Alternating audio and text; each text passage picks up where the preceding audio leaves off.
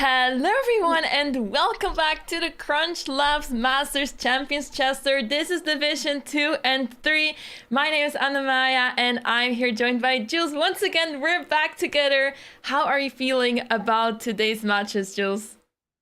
I'm very excited for today's matches. It is the semifinals of the winners bracket, which means we're going to have a lot of very interesting matches.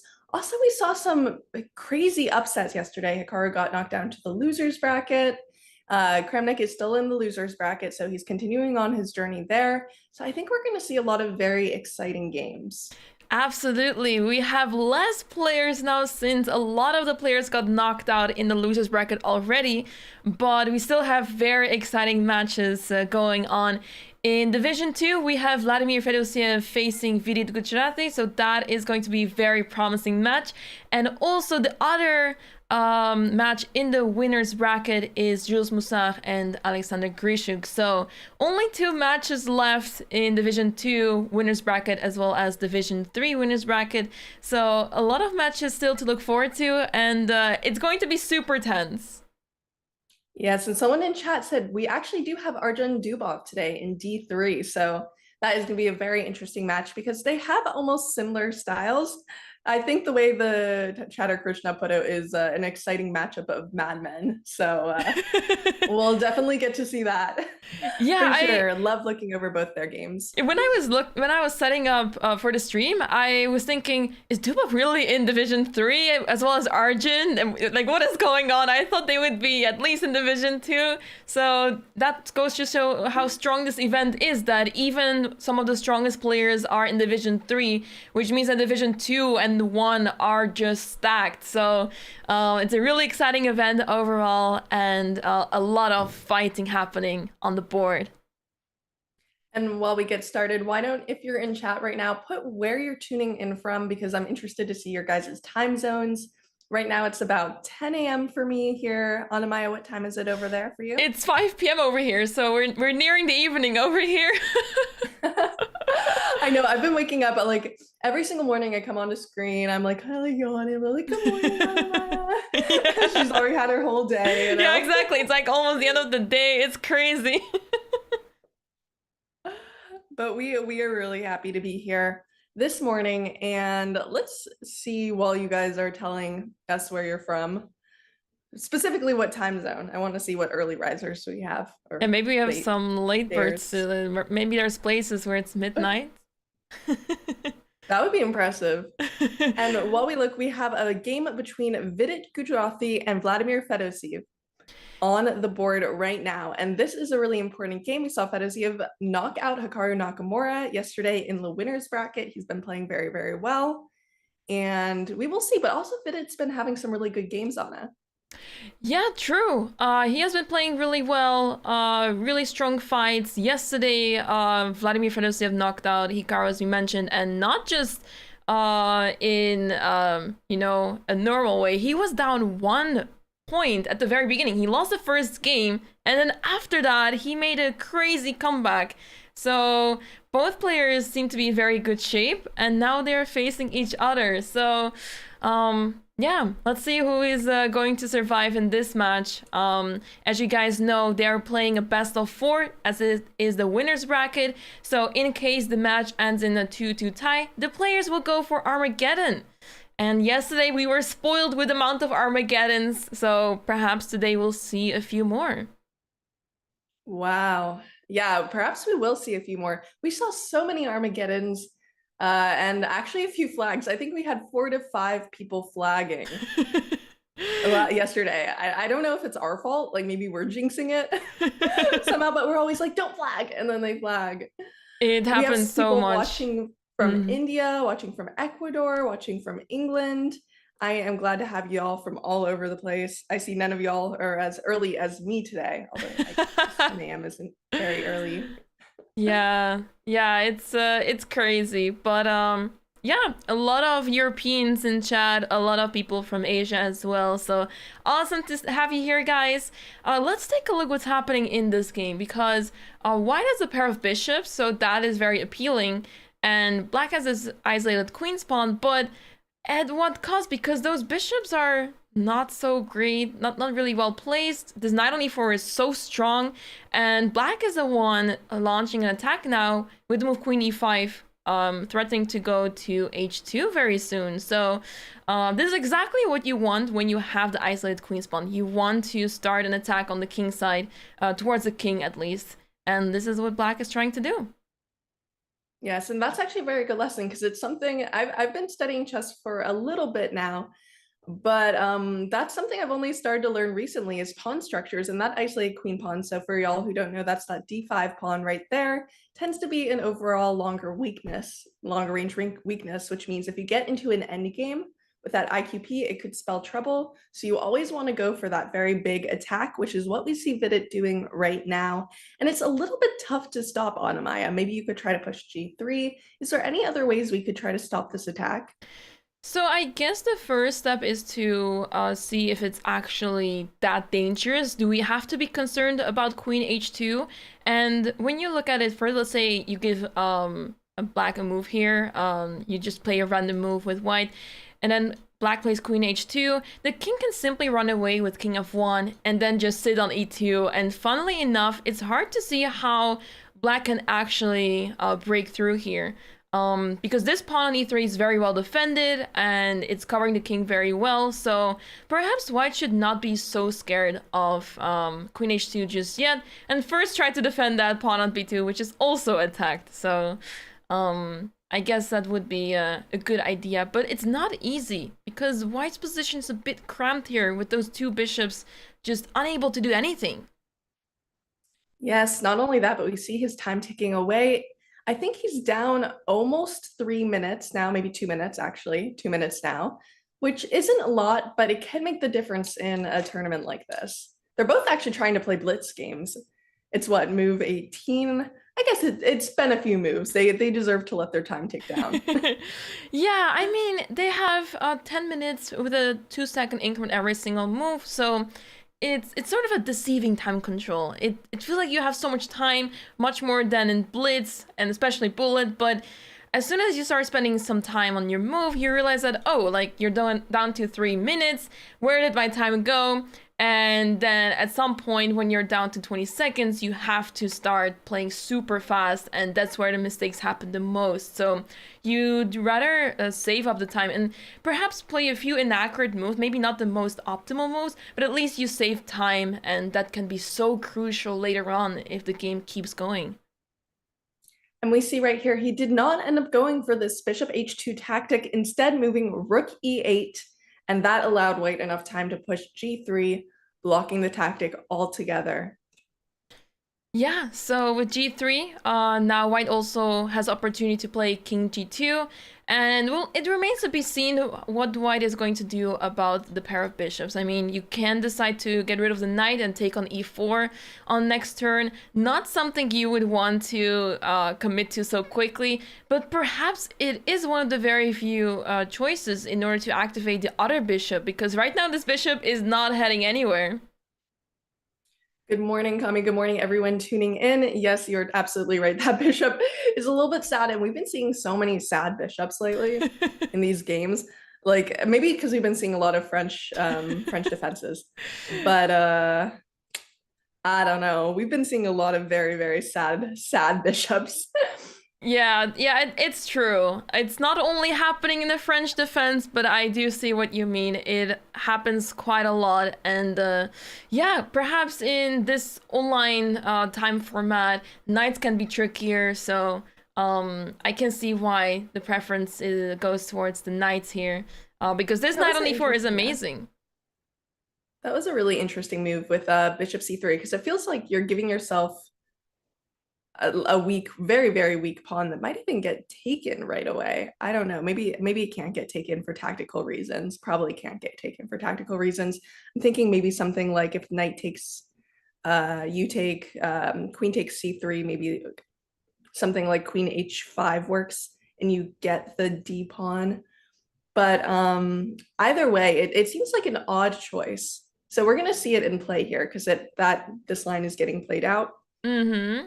Yeah, I guess white just value the light squared bishop over the dark squared bishop. So white decided not to take the knight on e4 with the light squared bishop, but instead give the dark squared bishop up for that knight. And of course, black wants to take that. Otherwise, he'd have to move the queen to a bad square. But by taking back with the pawn, it looks very strange, as you mentioned. You weaken your pawn structure so much. The pawns on a3 and c3 are quite terrible, but in return, black also has some weaknesses. The pawn on d5 and the pawn on b7, especially that one, is under attack already, so you can't just take on c3 very easily. You will lose a pawn on b7, or maybe even face rook c1 and then rook c8. So there's definitely some look at that. Yeah, there's definitely some moves. Rook takes b7, you get that rook on that really nice 7th rank. Maybe you can even double up your rooks, which I think if they didn't do queen takes c3, you probably would have put rook b3 and doubled up anyway. Right. But this looks very, very nice for white at the moment. Yeah, so rook is on the 7th rank, but the rook on f6 is defending the pawn on f7 very well. So black does not need to worry about anything just yet. And yeah, by opening up the b file for the rook, now white is gaining more space on the queen side, and seems pretty balanced, funnily enough. Should we take a look at Hikaru's game as he's in the loser's bracket? And for you guys who don't know, loser's bracket is only best out of 2. So they're going to have a few less games today. Yeah, let's take a look. Hikaru seems to be in the winning position as he has the queen on the board, and the material imbalance shows that the queen is against 2 rooks. Just as we tuned in, Hikaru seems to have made the wrong move, but it's not easy in these type of positions to find the right moves at all times. It's quite difficult. Is there a chance that he mouse slipped, Jules? That's interesting. Let's look. I would take that pawn on a5. Yeah, maybe. It could be. Oh. Okay, bishop takes h6, so after g takes, there's a fork on f6. A very Hikaru move. Yeah, it would be nice to have that a5 pawn done with, but what can you do there? Yeah, I mean, I have a feeling that Hikaru may have mouse slipped his queen to a6. It's hard to say what the idea was exactly behind this move. It makes so much more sense to simply capture the pawn and start pushing the a-pawn, as that is the only pass pawn in the position. And in fact, that is the move that is suggested right now, which is a little frustrating if you originally intended to make a move and you have to take another second to make a move, which we see him doing. Queen takes a5. So I think you're right with your mouse slip theory there. It's possible, but for now, Hikaru is still in the better position. He may shift his queen towards g5, and just as I am saying that, Maxime plays f5, stopping that altogether, and this knight has to retreat. So now the question is, what is Hikaru going to do here? That is a really good question. What is Hikaru going to do here? I'm not exactly sure. He needs to keep up the pressure. He needs to keep up the attack. You do have these 2 rooks against the queen, which is always very interesting. I really do like this a-pawn, which you want to push, but you don't want to get any of your pieces stuck. You have to move your knight right now, but where do you move it? And we do not see him moving his knight. We see bishop takes g7. Yeah, both pieces were hanging, so how could you have saved both at the same time? Very hard to see, and I guess that's why Hikaru gave up the bishop for a pawn, and now the material imbalance is even crazier. It's queen, and how many pawns is it? 3 pawns versus 2 rooks and the bishop. Now, what do you make of that? I'm not even sure if the players know what to do about this. No, I don't think either of the players really know what's going on with the eval right now, but I do like this passed pawn we have on a4. Yeah. I don't think it's to be underestimated. I think that's exactly the kind of pawn that Hikaru likes to push. Yeah, and I guess black has this like piece majority on the board, so you can perhaps work with that and start pushing your e-pawn all the way to e4 and try to create some play on the second rank with your rooks. But yeah, at the same time, white is the one that has so many pawns on the board, so these pawns can indeed create quite some damage. And yeah, we'll have to see if Maxime can take care of those pawns. Absolutely. But the time difference is starting to get a little bit alarming. Usually we don't care that much about a 30-second difference, especially when there's increment, but against Hikaru, we have seen him be pretty tricky in these kinds of positions. Oh yeah, absolutely. Hikaru is has won the Bullet Brawl tournament so many times. I think everyone just lost count at this point. So many times. Yeah. They're looking, yeah, someone in chat gave the line rook d5. With rook d5, that's interesting. Rook d5, I guess maybe, was there knight takes c6 possible? There was, and you get it, I think you get all your pieces back. But it is an interesting line. Yeah, something about rook d5, knight takes c6, rook takes, knight takes, and white has the knight and 3 pawns for, yeah, the 2 pieces. So, and also the pawn on c4 is dropping. So I guess this was a really good opportunity for Hikaru, and that's why rook d5 was not played. Instead, let me try to refresh the board. We see bishop takes e5, which makes a lot of sense. So the queen is now on its own, and Hikaru should repeat moves here, as his pawns are not able to do much. The pieces of black are blocking everything very well, and it seems it's a difficult like decision to make, though. Yeah, it seems like he'll have to go for settle for it. But how do you make this decision? Oh, we'll see him make it. Either he has to push for the win and risk losing against a very competitive opponent, or he has to go for the draw now, which he most definitely can do.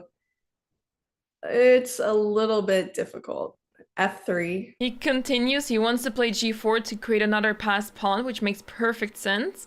But I'm scared for Hikaru that if he pushes too much, that he might end up in a losing position because of these 3 pieces that black has. But also his opponent is a little low on time, which he is seeing right now. And look at that g-pawn. Ooh, it's getting very sweaty for that king on h6. Very sweaty indeed. That king has gone into the sauna. That king fell asleep in the sauna. He woke up and he's like, oh, oof.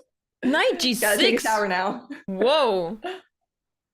Wait, it wasn't a score tag. It was not a free piece. Ooh, 4 seconds on his clock. He needs to move. He cannot.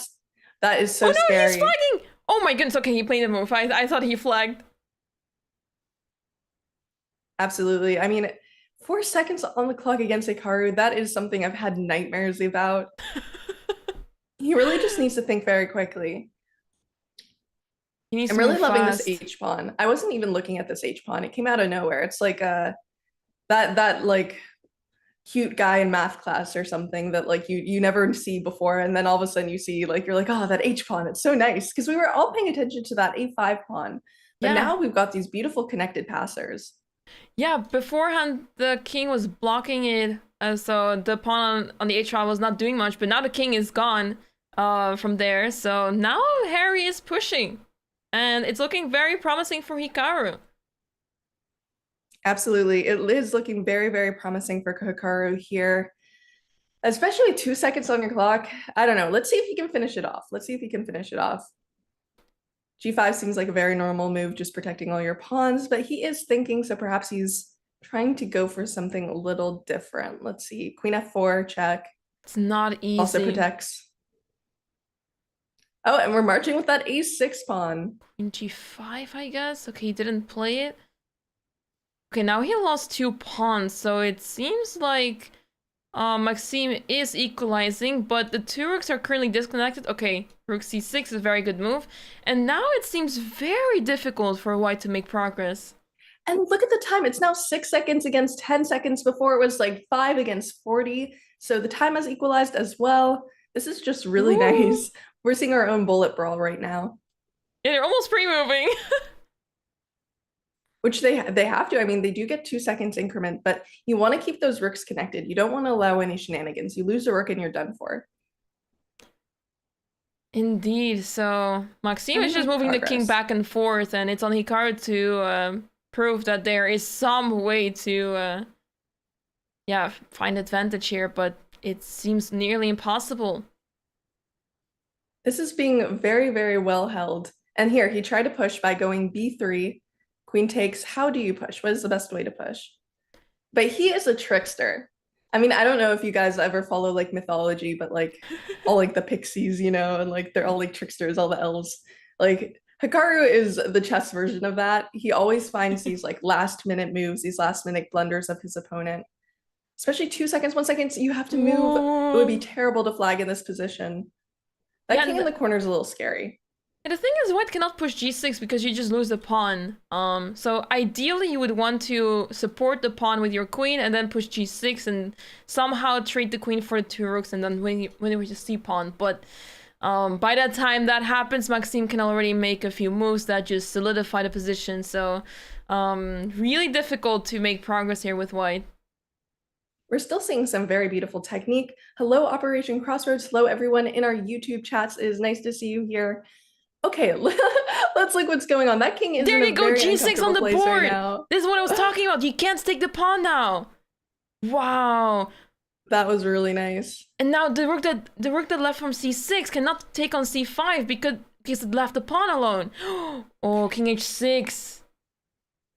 Okay, apparently the players are missing tactics left and right, which makes a lot of sense. And now this is, I think, and now simply you're lost. Down. Very unfortunate. Whoa. He held it so well, but this is a loss for Matlakov. Hikaru Nakamura gets the first point of this match. Matlakov will have a chance to come back. He'll have one more chance, but he'll have to score a win in order to stay in the loser's bracket. But that is very tough. What a finish. I'm still trying to figure out how this was exactly drawn. I'm guessing that in this position, king f8 was supposed to be played just to get closer to that pawn. And on the next move, no matter what happens, you take that pawn on g6 and simply trade everything off the board and catch the pawn on c5. But rook c8 was the final mistake, and Hikaru punished that very accurately. Yes, he just absolutely is a trickster. Kept pushing the position until it was very uncomfortable and found a way to win. It's exactly what you need to do in these kinds of positions. So I think very educational. Yeah, exactly. Because immediately rook takes g6 was simply losing for black because of the opposition. So the king would try to get closer, but the white king also comes closer. And at the end, there's opposition, and this is a winning pawn endgame. So very instructive. But that goes to show that even the strongest players can make mistakes like this, and especially in time trouble, it makes so much sense that it was bound to happen that one of the players would make a mistake in this crazy endgame. Absolutely. And that's just what we love to see here. That's why I think the rapid format is so great. We're seeing some very high quality chess, but also it does get down to these scrambles, which is also a little bit entertaining for us because we really like chaos. Absolutely, yeah. Jules. Absolutely. We're a bit sadistic here. Yep. I mean, you have to be. You have to be to play chess, right? Yeah, for sure.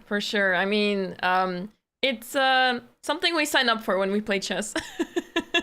Absolutely. Nothing like defending a pawn down endgame for 5.5 hours against someone who is half your height and like a quarter of your age. Nothing like spending your Saturday. I remember when I was in college, for you guys who don't know, I just graduated college in December. Yeah. I was doing a tournament, and it was on a day of a big party in our school, like this big outdoor party where everyone was having a lot of fun. And I was just there, you know, next to my 7-year-old opponent who's very sick. So he's like sniffling and like coughing all over the board. And I'm like in a tricky, like very boring Caro position. Like both tricky and boring, so like the worst combination. I'm just like, what am I doing here? Like I'm like in between rounds looking at the stories of all my friends like having fun. I'm here, my company's like 6-7-year-olds. But you gotta love it. You've gotta love it. Yeah, it's the beauty of chess. Everyone is playing of all ages and Kids may be the most terrifying ones, but yeah, I like to believe that, you know, we also were kids someday, and people also were terrified of us, so it True. compensates it in a way, so we can't complain. Honestly, fair enough. I'm taking a look at all these games we have in Div 2. It seems like a lot of the games have just started, so we're still getting the action up on that. Let's see. We have what kind of position do we want to vibe with? Also, chat, if you ever see a very interesting game, you are our eyes and ears, because we do have a lot of positions to look over. So if you see a game you want to look at, feel free to let us know. I'm not saying we'll do it, but we'll try. We can't promise, but we'll try. We'll attempt. Absolutely. So we had quite a few decisive results in the first round, at least in Division 2.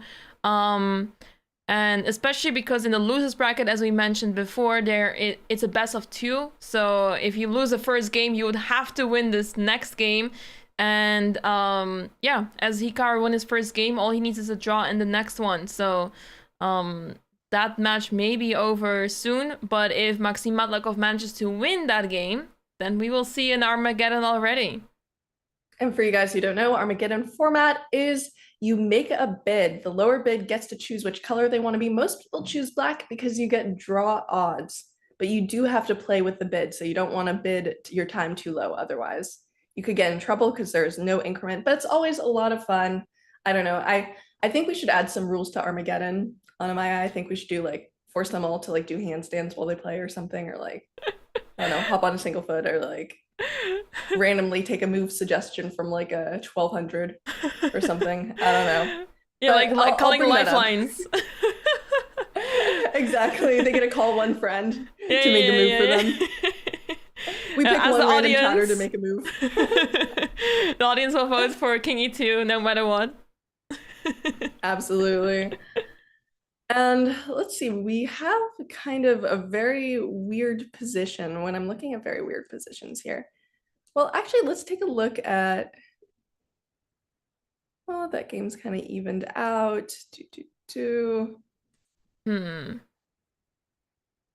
How about the game between Frederick Swane and Vasif I was just Dinarbayli? looking at that. It looks very interesting, and this is also a must-win situation for Vasif, who is now in a better position. So this is our first Armageddon candidate. Yes, and I think, frankly, our H file is the one that's getting the most action today, even though it's just started. Like, look at that. You end up clearing that H file anytime you want. You can bring your queen in when you're ready. You don't want to do it too soon, and maybe have some interesting attacks. We see a queenside castle here connecting the rooks. We really do like connected rooks, don't we? Absolutely. That's when they strive. They need to protect each other. So it makes sense that white goes for long castle, as that king will be safe on b1, and white's attention is on the king side to bring all the pieces over there. g5 makes a lot of sense to shut down the king side, but white still has the opportunity to open some diagonals, some files by moving that e4 pawn. So for now, black is still in trouble, but white needs to play precisely to not give up the advantage that easily. Yeah, it feels like in a lot of these opposite side castling positions, I don't know if anyone in chat gets these very often. It depends on the openings you play. So if you do, let us know. A lot of times it feels like it's whichever side has the most advanced pawns and the best attack. And right now, white has some pretty advanced pawns, although it's not exactly clear. They need to make progress. Otherwise, I think these A and B pawns can become very tricky. True. Yeah. And the dark square bishop is also looking right towards that queen side. So a move such as a3 is not really desired because that creates targets for black. You may want to sacrifice on a3 at some point in the very far future. So don't move your pawns too easily in front of your king unless you have a good reason to, such as creating Luft. But if you are facing a bishop like it is in this position, then maybe you want to think twice about playing a3. Yeah, exactly. That makes a lot of sense. And Matthew says he has experience losing in such positions. They are incredibly sharp. As I think we'll see here, We've got Svane moving a little low on time here. A little low Mm-hmm. on time. So he's got to be kind of careful on that one. Yeah, he has to make sure to keep up with the time because otherwise, once he gets low on the clock, it's even harder to defend your position that way. So he needs to make sure that he doesn't get too low on the clock. I guess what's really disturbing for him is the knight's in white's position. I mean, especially the knight now heading to b3, that head to b3 and is going to c5 now. What do you do about this? Do you play bishop e7 back? You don't really want to retreat your bishop that quickly.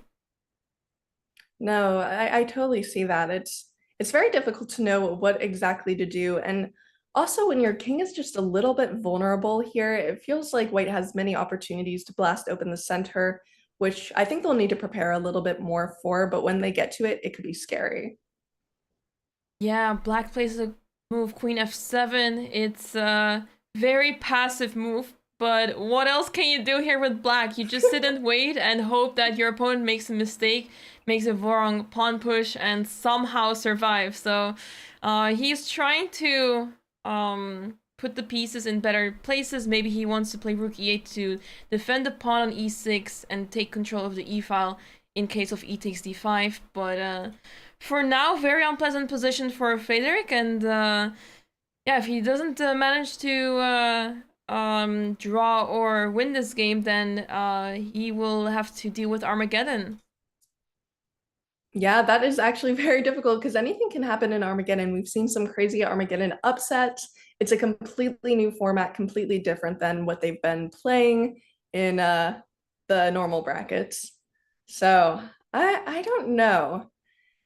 And if we take a look, can we move to the Hikaru game for his it will be his last game of the day if he manages to win it, but it seems like Matlakov has a slight advantage here, although not with time. Yeah, Hikaru's still up on the clock, but Hikaru does have sort of a passive position. This knight on e6 is well placed, but can easily be attacked very soon by means of g4, f5, and that looks rather unpleasant for black. This bishop on b7 is also very passive, defending the pawn on c6, and you want to play c5, but as you can already guess, that's not happening because white has so many pieces pointing towards the pawn on d5, so a very passive position for Hikaru. Let's see if he managed to get out of the situation, just like he did in the last game, where it was Right not before, very yeah. sure if he was actually going to convert that one. And I love that move you suggested, f5. It was just played on the board. And the interesting thing is you might want to just keep up the tension. It's easy to take or try to find some immediate ideas, but I don't know. I do like knight g4 here. Maybe I'm just very interested in in these squares, the maybe the h6 square. Maybe I shouldn't be as interested in that, but it's always very tempting. And I don't know. It just seems like the king doesn't have a lot of space. The pawns are advanced. You don't have a queen, so it's a little hard to see how exactly you take advantage of all of this.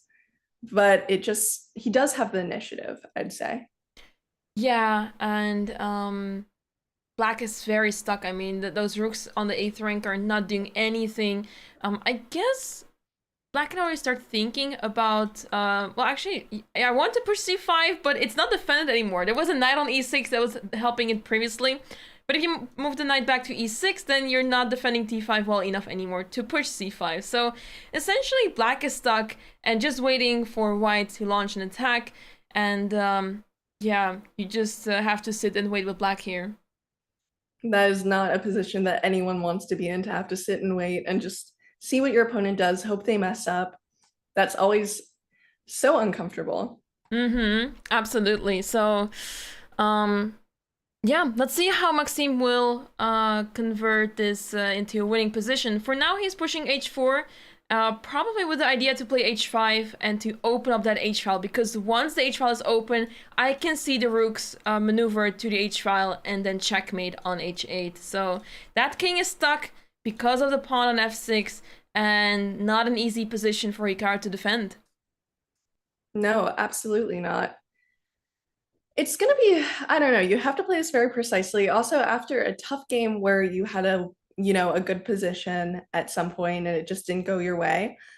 It's a little tough to come back from that, but we've seen people do it plenty of times. Actually, I think that's one thing that we don't give these professional players enough credit for. Not only are they amazing players, but they're very resilient and they're very good at the psychological aspect of chess. Oh, totally. Absolutely. So, knight heading to a6, but where is it going next? You want to try to find a good square for the knight, but it is not looking good for the knight. I think it will retreat to e6, but as I mentioned before, white is simply going to try to open up the h-file. Black plays h6. I really like this move, actually, because if you play h5 now, black will play g5, and there's not going to be any open file on the king side. So black is trying to shut things down and hope for some sort of fortress. No, you're absolutely right. That is a really, really nice move because now it's not exactly certain how you follow up. You have to bring in all your pieces to help. But you might have to let him close it up a little bit and just take that f5 spot with your knight and call it a day, maybe scoot into d6, but you might not get that mate you want on the h-file. Yeah. I was just checking real quick regarding the match between Fedoseev and Vidit. I only see one game and I wanted to see their second game, so hopefully we can pull that up very soon. But yeah, for now we are on this match, and the other game between Jules Musar and Alexander Grischuk. How about we take a look at that one real quick to see what's happening? Because in the winner's bracket, they drew their first match, but the second game, yeah, seems like white has a small edge here.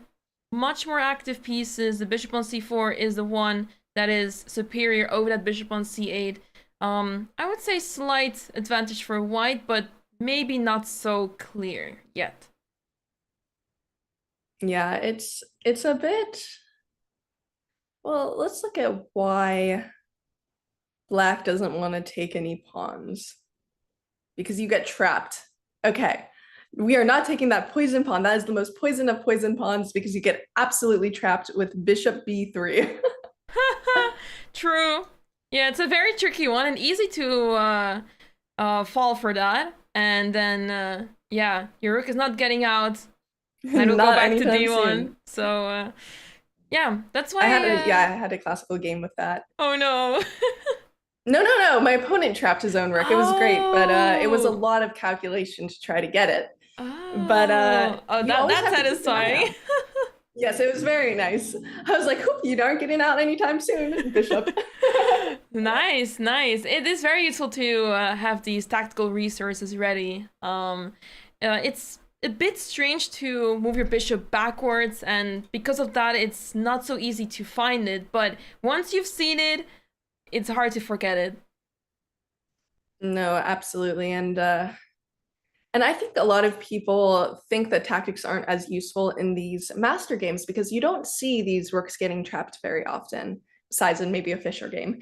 And you don't see, well, that was a bishop, but you don't see a lot of these like very simple tactics, except every single move they make is based on these tactics. For example, they might leave a pawn hanging because if they take, one of these tactics works. So it's more like everything that you're studying is still seen in these games, just with a little bit of deeper analysis. I find that very cool. Yeah, absolutely. This game seems to be around equal. Maybe something will happen very soon, but I see a massive time scramble between Felix Swane and Vasif Diraybaili. This is the losers bracket, and Vasif seems to be winning in this position, but where is the win? White needs to figure it out still, and has 35 seconds to do so. And we see knight f5. Just seems like a very nice position for the knight, but I'm still not sure the follow-up. Chat, if you guys are your super geniuses, if you got your thinking hat on today, try to find the follow-up here for white. What's the best thing to do, best way to finish this off? Because it's not super easy, and I don't think Diraybaili's finding it super easy either.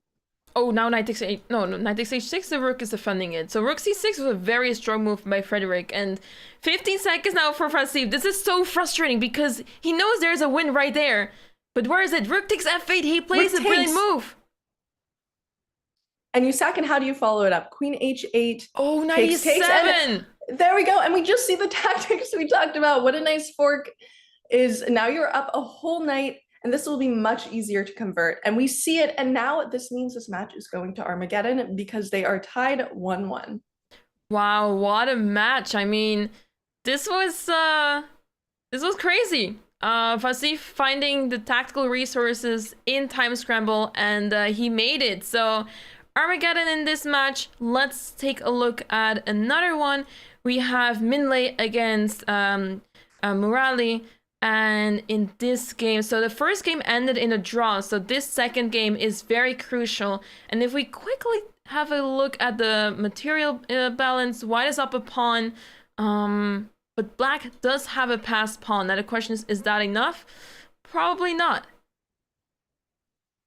Yeah, it's interesting because these double pawns usually don't do much, but you can literally just sack one of these pawns for the D pawn, and then you have this like monster pass pawn that nobody can get through, which is very nice, which we see.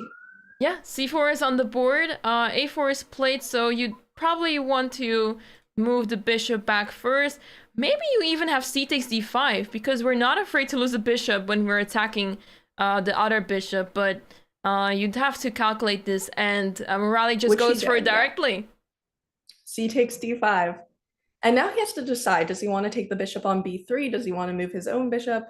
How exactly do you play this? And Min only has 14 seconds left, so he has to play very quickly. He is known for his speed, very strong speed player, but he really shouldn't be getting so low on time.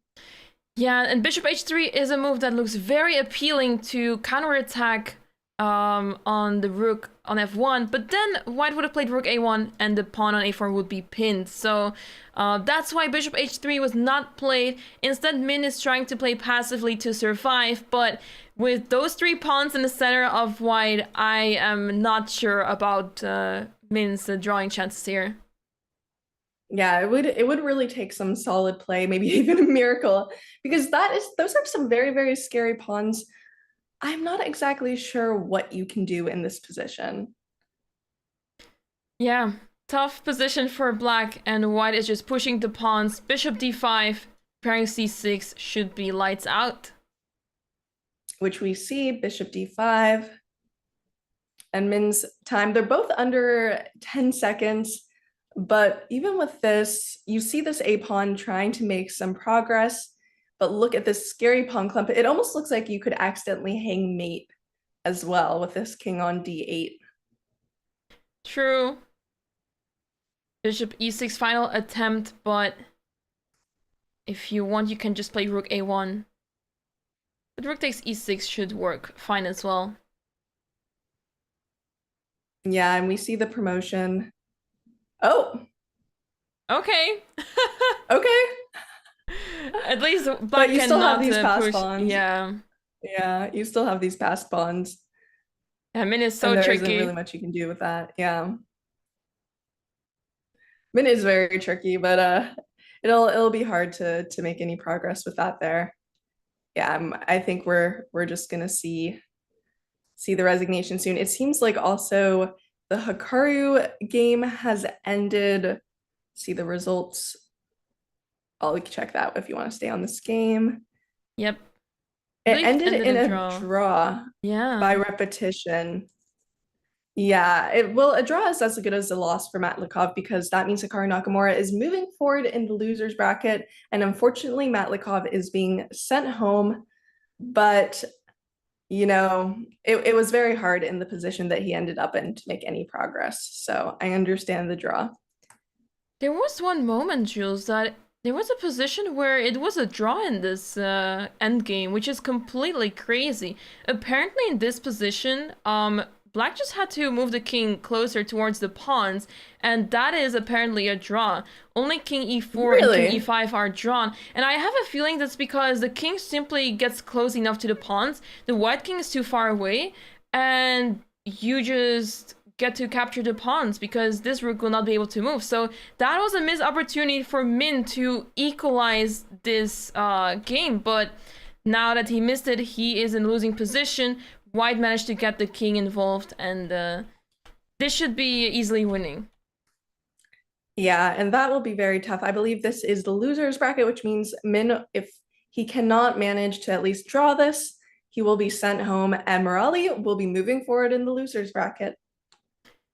Yeah, actually, I had this endgame with the white pieces, exactly the same with G and H pawns in classical over the board. So you would expect that it's so easy to win this. You just push the pawns forward, and at some point the king is stuck on the 8th rank, and then you checkmate on the 8th rank. But what happened instead was I managed to stalemate my opponent because there was a position on the board where the rook was trying to sacrifice everywhere, and I could not escape that rook. So I was getting checked from everywhere, and I could not escape it. So some precision is required. I learned it the hard way, but now I know one of the ways to win. But it's not a very simple one. So you'd have to I remember know it.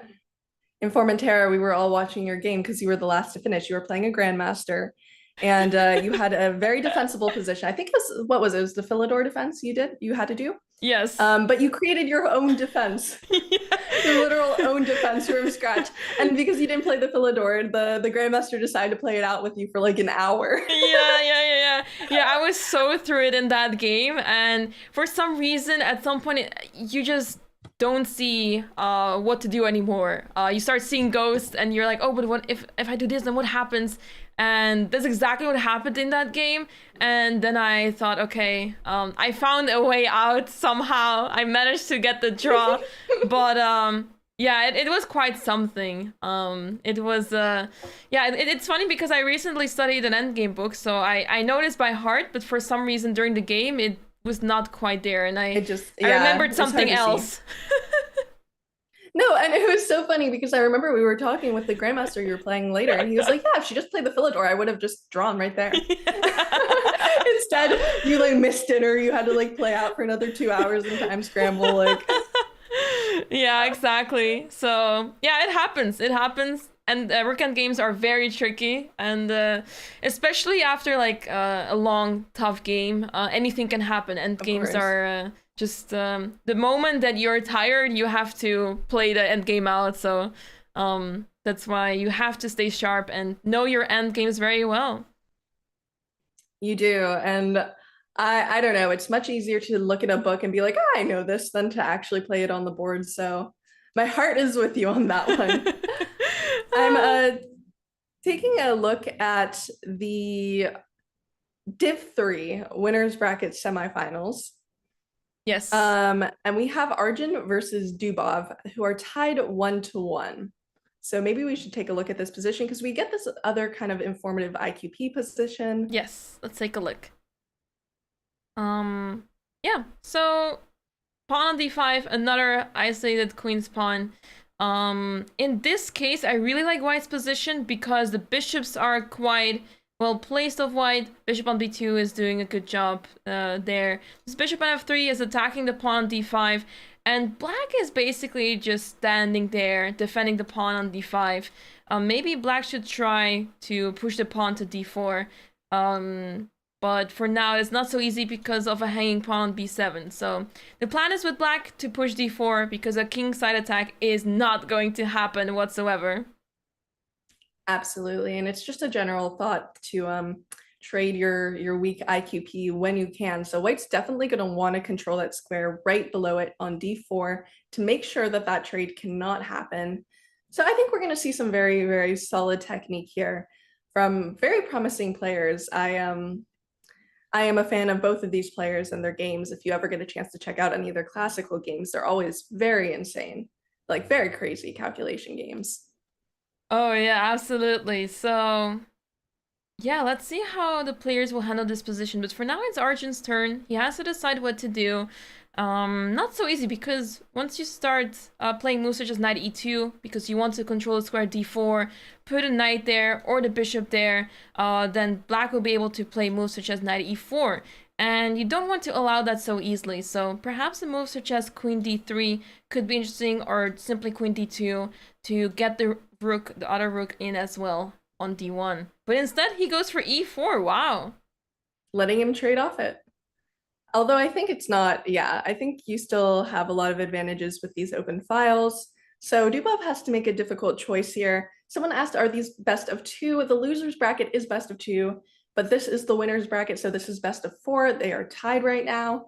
So they still have, I think, a game if one of them loses, but you definitely want to be in the position where you can take a draw and still win the match. So I think this is still a very critical match. Very critical game. No, for sure. And it does seems to be the case that White is trying to simplify, which is really interesting. It's uncommon for White to try to trade off that pawn on d5. But I guess it makes sense if you look at it from the perspective that White has a pair of bishops. Why not? We want to open the position and make the bishops shine even more. So I guess that is the reasoning why e4 is played. And now it's Dubov's turn to decide what to do. Will he take on e4, or maybe he decides to play d4? It definitely is going to be an interesting decision. While we are waiting for that, I am going to go get a coffee, which is outside my door. So I will be right back. Go ahead, of course. Very early. No worries at all. So yeah, we're going to take a look let's see which one we're going to take a look at. Let me first update you guys on the losers bracket of Division 3. So Alexander Bortnik managed to win against Georg Meyer 2-0, so pretty convincing win, it looks like. And that means that Georg Meyer is out. And we also have David Paravian did not make it against Jaime Santos Latasa, so David Paravian is also out.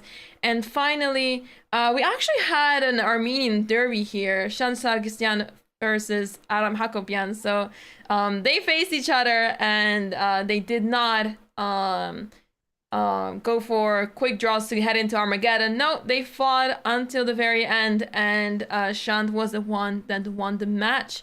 So that means that Aram Hakobian is out, and yeah, those seem to be very exciting results. And I'm curious to see who will survive the losers bracket, because remember, if you lose in the losers bracket, you are actually out of the tournament. So it's really important to keep winning. Never coming back. Never coming back, indeed. Maybe in the next event, but not in the next few days. So yeah, the losers bracket of Division 3 is already over. I'm curious to see what will happen in the next losers bracket matches, as they will start as soon as the winners bracket matches will end. Absolutely. And I'm looking at the Armageddon bids for D2. Just want to get that up for us. Let's take a look. I do not think we know, but I do know there is Armageddon happening between Sane and Durabaili. Right. Let me check real quick. It looks like a very high bid. So it says that 1 minute and 45 seconds was spent on move 1, so 8 minutes and 15 seconds, something like this. Or maybe he just decided to take a bathroom break. I don't know. Could be either one. Could be either way. But it seems like Fredrik Swane was happy to take the white pieces. And let's see what's happening in this position, because material-wise it's even, but it's clear that white is the one fighting for a win here with the activity of the pieces they have here. Black has a weak king, the rook on a8. I'm not sure why it is still there. It just did not manage to get out just yet. And I guess black did not have the time to get the rook out. So this is why white should be much better. And yeah, Fredrik has to find a way to convert this, because he has to win this game within 3 minutes. Yeah, and it was an interesting choice not to take that pawn. I'm still wondering why exactly, but maybe you just have a stronger follow-up. Yeah, interesting. F3 is very appealing, but there's actually a trick here, I guess. I was thinking what happens after queen takes f3, but I guess you just play queen e6 and then go for this typical checkmate on the back rank. Sometimes you have tactics where you try to get rid of that piece that is pinning your other piece, but I don't see a way to get rid of the rook properly, so Yeah, queen takes f3 is not a move, but I can definitely see people fall for that tactic. No, I can as well. It's very it's very difficult to see how exactly to follow this up. And if I'm looking at this right, does white have less time than black right now? True. Wait a second. It just hit me because White was the one that started with 10 minutes. So White spent a lot of time in the middle game, which is very surprising because White is the one that needs to win. Absolutely. And even though white has a much better position here, I think 2 minutes time difference could decide. You never want to be in the position where you're in an Armageddon game and you have a great position and then you're down to 10 seconds and have to pre-move all your moves. You have no Yeah. increment, no way to get any of this time back. Yeah, and by playing rook c7 now, Vaseev is able to play queen takes f3. Remember the line that I was mentioning? You don't have queen e6 check anymore. You don't have any attack on the 8th rank anymore. The only trick you have here is rook takes g7, rook takes, queen takes, king takes, and pawn takes f3. This way, you get rid of that queen on f3, but at what cost? Because you don't really have anything to play for anymore. It's as draw as it can get. So this way, if the position ends this way, then Vaseev has a very easy draw here for here. Yeah, absolutely. And that would just be that would be pretty awful for Swanee, who had a much better position just a few moves ago. Yeah, and now Vaseev is coming back as he plays rook f8, involving the rook finally in the game, but now white has to play very passively. Plays queen e1, defending that f2 square, and I am very concerned for Fredrik Swanee here. Yes, it just shows like a few moves can really make a difference. You have to be so sharp and just so on it for every single move because now this position is very uncomfortable. He has to fight for a win down on time. Down on time. Yeah, if the I don't know. clocks were reversed, I could still see a chance for Frederick, but now it's his chances are not looking great whatsoever, and Vaseev just wants to trade pieces, and he's happy to take the draw. Absolutely. Do we have any believers in Swanee in the chat here? Because it would take a miracle, I think, to be able to completely hold this off. I mean, maybe if you could pick off a few pawns, but now they're forced to kind of just defend from mate perpetually. Yeah, the queen just can't leave from e1. As soon as you leave, you face queen f1 checkmate, and there's just no way to survive this because, yeah, how does the king get out? It's really hard to see. No, it is very difficult to see. So I am gonna be taking a look. Maybe we have the third game actually of Grischuk versus Musard. Do we want to take a look? Yeah, absolutely. Let's take a look because Grischuk managed to win game 2. Now we're in game 3, and if Grischuk manages to win this game, he will win the match. So this is a very important game, and yeah, I see a king on e2, and I'm already concerned for Jules here. Maybe they like their kings on e2. You never know. I mean, neither of the kings are very, very well defended right now. It looks like a queen trade might happen, but it's hard to see which king exactly is better off because if you do go for that kingside castle, if you're Grisha, you might have to worry about some sort of h-file attack, although with that g-pawn actually I think is defending pretty well. What do you think? Yeah, I think so too.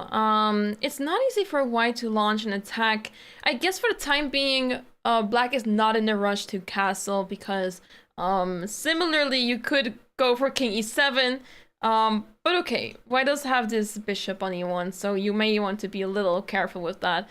But in case you short castle with black, then yeah, it's not easy to see how white can sort of punish this. And even though you can push the pawn to h5, black can simply play g5, and that should be completely fine. Yeah, it should be completely fine, but I don't know. You just have to be so careful here. Also, look at the time difference. 3 minutes to 7 minutes. This is a game with increment, which means it's not as important as in the Armageddon games to keep up on time, but still you have to be a little cautious. Yeah. I mean, we know Grischuk. He is a time trouble addict, and this is This is very normal for him, but I would still be very concerned indeed. He needs to, well, he doesn't have to win this game, but ideally he wins this game and finishes the match right there, but his chances are not looking the greatest right now. A lot of things need to change for him to have winning chances in this game. Also, it looks like in the losers bracket round 2 match with Aronian versus Kramnik, it has gone to Armageddon. Ooh, let's see, because Aronian, Aronian's playing with the black pieces, is down 2 minutes on the clock. But yeah, it's still the early stage of the game, and not much has happened so far. It sort of looks like there is a reversed Sicilian here. And it looks like he bid around 7 minutes 30 seconds or something to get the black pieces. Right. So he really wants to be able to go for a draw here. Yeah, makes sense. I mean, the draws are pretty good, but yeah, those that take the white pieces are usually very optimistic, and I guess it's fair to think that a decisive result will happen anyway, so why not take the white pieces with more time? But yeah. That's not always the case though, and sometimes these decisive results come from someone just trying to push because they know they can't draw. It's true. So it's not always easy to know how to proceed here. And Levon Aronian, we even had this position where I think he played with the black pieces in the last Armageddon match he was in. He's a very solid player. It's hard to make a lot of progress if he wants to draw. Yeah. It's not easy, and that's why this format is so exciting, because what do you pick? Do you want to play with the white pieces or do you go for the black pieces? So pick your fighter. yeah, pick your fighter and hope for the best. Absolutely. And we see h4, which is aggressive. I mean, maybe it could just be strengthening the position, but it could also be aiming for h5. I am not exactly sure, but what do you think? What do you think Kramnik is going for here? I guess he's also trying to stop knight g5 in case black was thinking of playing this move. But yeah, it's always useful to play such moves, and if you're thinking of whether to play h3 or h4, might as well play h4. Just in case you want to gain some space on the king side. The king can go to h2. Maybe the knight goes to h2 to trade off those bishops, the light-squared bishops. But for now, the players are shuffling their pieces, trying to find a way to make progress over here. I have a feeling that white maybe wants to aim for queen a1, as white plays the move c4, and perhaps after queen a1, attack that pawn on e5. That makes a lot of sense. And I do like the move c4, opening up that bishop. Now you have a direct line of attack there. Let's see. It seems like what was the last move? The last move was bishop takes. Maybe I spoke too soon on c4, because now we just saw the knight hop into b4, which means we're having some issues defending this d3 pawn. How exactly do you defend this d3 pawn? Yeah, I guess knight f1 seems like a very reasonable option, so you open up the rook towards that pawn to defend. I guess another reasonable option was maybe to... I want to push d4 for some reason. Just give up that pawn, and you can always capture the pawn on b7 at some point. Maybe not immediately, because as bishop takes b7, there's c6, and your bishop is trapped. So you have to be a bit careful about with that. But yeah, it's not easy to defend this pawn, and that's why knight f1 seems to be the very logical approach. But turns out that I mean, at least a computer is not happy with this move whatsoever. You can't get mated with your knight on f1. Yeah, it's a great defensive piece. Why not? But in all seriousness, yes, the whole point is you do want to make some sort of very, very solid attack, and it's getting more and more difficult. This almost looks like a kind of like a King's Indian type vibe. I won't say structure, but vibe, where you have all the pieces on the king side for black, and you're kind of aiming towards white's a little bit vulnerable king side. Yeah, I would not be surprised if we see g5 happen very soon. preparing g4, f4, and then h pawn joins as well, perhaps. So, really rough position for white. Not sure how Kramnik can get out of this, but he does have more time on the clock, which can work in his favor at some point. Absolutely, but finding the moves, finding the right moves to create a little bit of counterplay in this position would be very difficult. How do you create counterplay in this position? If you're a Kramnik, what is your best way to create some sort of defense? Because if you don't do anything, it's not one of those positions where you can just passively wait on Anna-Maja. Like you can't just passively wait, otherwise you'll get absolutely just, I don't know, just stormed. Yeah, exactly. You get absolutely obliterated here if you don't do anything, but yeah, hard to say what white can actually do here. You want to play queen a1, but then you face knight c2, so perhaps a good move to start with could be rook e2 to stop any sort of knight infiltration. And maybe you have to consider defending the pawn on d3 one more time. So maybe you want to put the rook on d2, play queen a1, but then how do you attack the pawn e5 one more time? And this is the problem with white's position. There's very little harmony in the position. All the pieces have to defend something, and that's why they cannot switch to attack here. Yeah, it's and you don't want to let the time even out. I mean, you still have 2 minutes advantage if you're white. But in these positions, the positions where you're worse are the hardest to play time-wise. The positions where you're dead lost, you can just kind of move immediately and hope your opponent blunders. But the positions where you're just worse and you have to find a way to defend, we were talking about that yesterday. It's not very easy. Oh, well, it seems like we have a little bit of counterplay with... We missed a few moves. All of a sudden, they were making some moves. All of a sudden, H takes. Both of the kings are wide open now. Both of the kings are absolutely wide open now. And I guess that takes away the attack a little bit.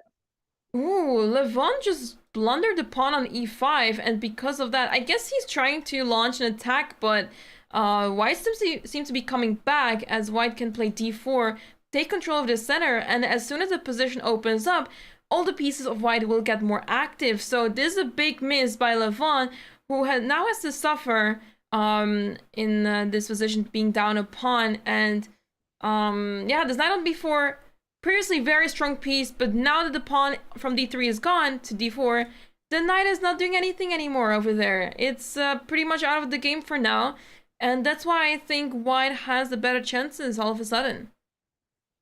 Yeah, now it seems like black's pieces aren't as harmonious. There are a lot of targets as well in black's king side, the h pawn. I mean, as more pieces get taken off the board, white's pieces will be able to roam free a little bit more than they have before. Yeah, for now, this light square bishop is not the greatest. A lot of the pawns are on light squares of black, so you're facing those pawns, unable to capture them. But as I said, the knight on b4 is also out of the game, and we will need to see this knight on h2 still back in action. And once the knight gets involved, things may get very tricky for black. All right, we see bishop f1 here, trying to bring this bishop back into the game. There are some ideas, maybe with like a c4, and if they give you some time, maybe a bishop c4, just actually getting that bishop active at all. But is it too slow? What do you think? Yeah, I think so, because this is dropping the pawn on e5 right away. Queen g7 check played as well, and black just captures the pawn on e5, and things seem to be completely fine for black now. I'm wondering if maybe there was some sort of tactic that was spotted with queen d8 check, but it seems like you have to be a little bit careful here now that the queen's infiltrated the king side. Kramnik does not want to allow any sort of mating tactic. Yeah, I mean, we can see a king march all the way up to h5, and white cannot really do much. The queen is working on its own here of white, and this bishop is not involved in anything because it's dominated by this knight on f4. The knight is out of the game as well. As soon as you move the knight, you run into some queen e4 issues here. So, yeah, I like black's position. It should be holdable for white, but you'd have to be really accurate here, and because of that, I think black has good practical chances. What do you think, chat? Who do you think is going to take home this Armageddon in Levon Aronian versus Kramnik? It's been a really wild game. We've seen back and forth both ways. Aronian was absolutely dominating, then Kramnik had the better position, and now it's equal. And the time is almost equalized as well. That's a big factor.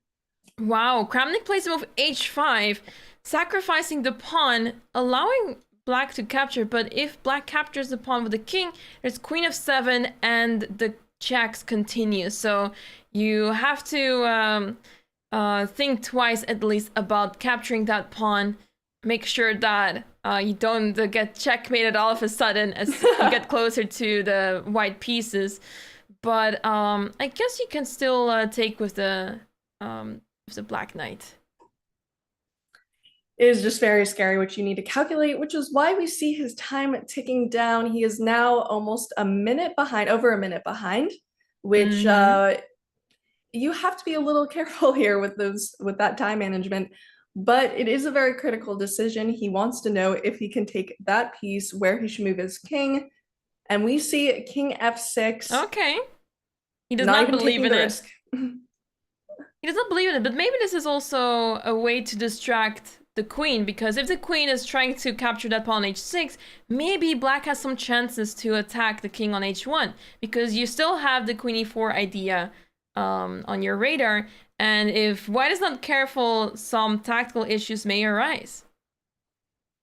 Absolutely, and not only that, you have to be very, very careful if you're white to not allow any sort of perpetual. You have to be on the lookout for that, because a perpetual will score the win for black, who has draw odds. So just another thing to be able to calculate.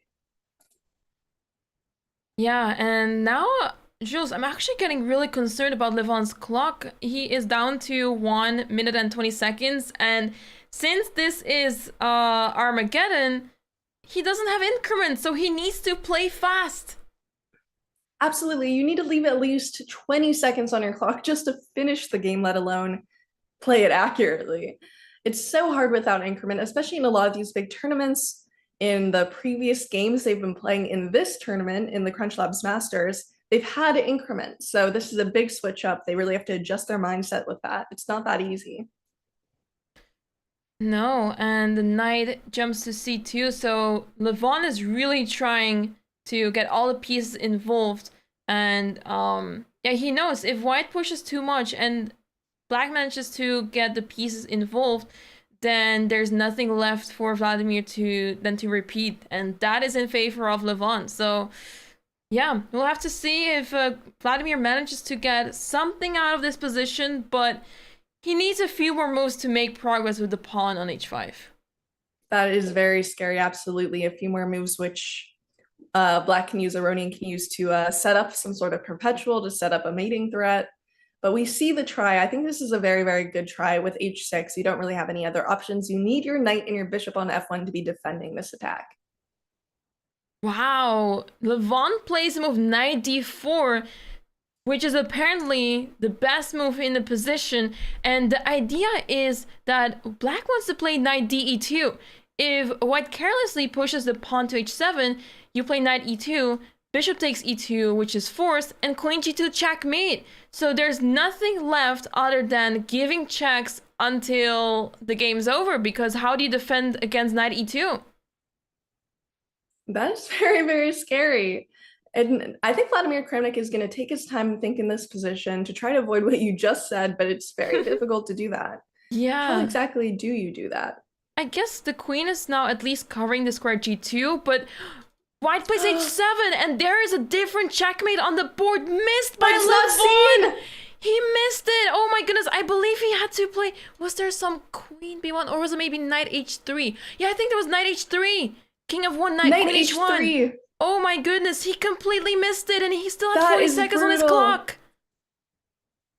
He completely missed, and that means white is completely winning now. There's very little way to stop that promotion. There are still a lot of traps that white can fall into, so Kramnik has to be very careful. But if he plays this well, he will absolutely win this game. Look at that move. Wow. Look at that sacrifice. Now you're just up a piece. That is insane.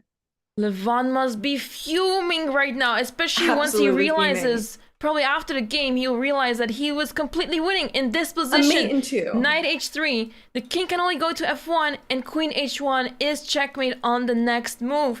This is a devastating sequence of events for Levon, who was in a completely winning position. And it almost feels like it was just an instant move. Oh, it's so hard to see there when you have 20 seconds on your clock, no increment. That is why time is so important. But exactly, you could try to go for some sort of perpet here, but it becomes so much more difficult when you're down a piece. Yeah, I mean, queen f3, it's really easy for white to win this position, and if not winning on the board, you can easily flag your opponent, as Vladimir is up to 1 minute on the clock and Levon only has 18 seconds left. So yeah, I don't think Levon will get another chance like the way he had a few moves ago. But yeah, this is absolutely insane. And even grandmasters at this level of this high caliber, they can still make these mistakes so easily. So don't be too discouraged if you missed a checkmate recently, because it even happens at this very level. Everyone's a grandmaster. We all have it in us. We all have it in us to make the same blunders.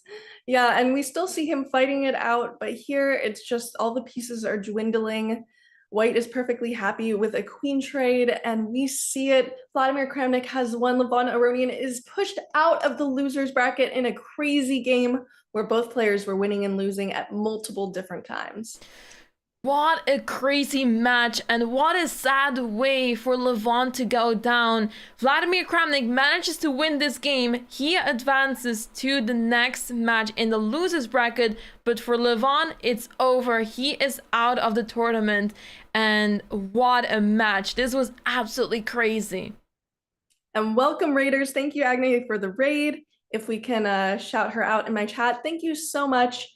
You just came in at a crazy moment where we saw this insane back and forth game where Levon Aronian missed a mate in 3 last second and blundered the game to Vladimir Kramnik, who is moving on in the losers bracket. Just an absolute insane finish to that game. I think we got very lucky to be looking at that one. Yeah, absolutely. I mean, that was a thriller of a match, and we as the audience get spoiled every single time. So yeah, that's a good thing about not playing. You get to see others suffer, and yeah, you get reminded that everyone makes mistakes, and even the grandmasters, yeah, they just miss checkmates as well. I'm talking about. Absolutely, they're one of us. They're one of us. They're not immortal as we may think they are. Yeah, it's always nice to see that. Well, not for them, but it is always nice to see exactly how certain things can get blundered under time pressure when there's no increment. It just becomes even more important to really hold it out. I'm just trying to check on the score between... I see we have our final game between Arjun and Dubov. Maybe it is worth taking a look at that. Yep, let's take a look. This is Division 3. The players are tied in this match. And this game may decide the match, because Arjun has an interesting position here, because White's pieces are all on the mostly on the first 2 ranks. Seems to be pushed back quite a bit, and at the same time, I see the activity in Black's position, but at the same time, you see those 2 knights are not doing so much just yet. The bishop on c8 is out of the game for now.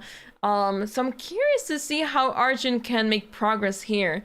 He starts with b6, which is a good attempt because bishop a6 is very much desired here. Materially-wise, it's even, but the clock situation is concerning for Dubov. And literally everything is hanging. Anna-Maja, this is such an Arjun versus Dubov position. Like, everything's hanging, no kingside safety, huge attacks, open files. Like, this is where they both thrive, which is why I really wanted to check out this match. I think it's very interesting to see 2 players who really love the same kind of crazy situations. Yeah, true. And The knight is on d3 pinned now, so cannot really move that one very easily. It's a really crazy position, and because of the fact that because of the pawn structure in the center, the black king is more than safe in the center, is not looking to move at all for the time being, and that's why Arjun went for this move rook a4 quite some time ago, to involve the rook in a different way. And the other rook can get involved in the game by playing rook g8, and yeah, the h-pawn can start moving forward as well to launch an attack. So yeah, very exciting position. And exactly, they love launching their attacks here. And I was just looking, the time is 5 minutes to 1 minute. That is a little bit of an insane time difference here, especially in such a critical game. But I don't know. I've seen it both ways. It's a little difficult to make progress, and you have to be very, very careful if you're on both sides. Yeah, White is trying to create some chances on the f file, plays f5. But this does weaken the pawn on e5. I have a feeling that black can just take the knight off the board, and okay, I guess you have to be a little careful here. So I'll quickly show the line that I'm talking about, because there are so many tactical nuances here. What if black plays bishop takes d3, bishop takes d3, and you can't just take the pawn on e5, because as the bishop takes, knight takes, there may be some issues with bishop b5 check. There's a rook hanging there. Apparently there is some way for black to survive, which is just completely crazy. But there are some loose pieces here that you have to keep an eye on. So you can't take the pawn on e5 that easily, but I definitely see some good chances here for black after the move f5. It's one of those moves that look really scary. It may look like there's an attack going on, attack on e6, and the f-file opens up towards the king. It's oftentimes done in these kind of structures, but sometimes it's okay to allow it and just try to defend the squares where your opponent is infiltrating. So yeah, that's why you want to try to get your knight to e5. No, look at that. It's very interesting. I really like what you were analyzing there. But it's just a very, very difficult position, which means it can go to either person. I'm wondering in chat, which one do you think is going to win this? I think honestly, it's not one of those very, very easy, simple cut answers, but I'm curious to see whose side you are on here. I'm a little worried about Dubov's time as well in this. Yeah, and now after g3, white is still somewhat surviving, but the king is so exposed. It doesn't feel safe at all. Bishop can give a check on c5, and the king would have to hide in the corner, but it doesn't feel safe at all. Arjun goes for h4 first, attacking that pawn on g3 and putting more pressure on that one. But yeah, the position is very double-edged. Anything can still happen, but indeed, Dubov's time is concerning, and it will come down to the final seconds. And Fly You Fools just said, is Hikaru still in this? Yes, he won his loser's bracket today, which means he will be moving on in the loser's bracket tomorrow. So has not been kicked out of the competition just yet, with some really, really strong games. And yeah, we'll see how that goes tomorrow. Queen h7 on the board. What is the idea behind this? Because queen f7 check, the king will just run away. And if rook f7, white just doesn't have time for this at all. Black plays h takes g3. The threat is g takes h2, so you have to do something about this. And slowly but surely, black will be able to convert this pretty easily. So this seems to be completely lost for Dubov. Are you an Arjun believer right now? I guess it's safe to say so. I have very little faith in Dubov's position.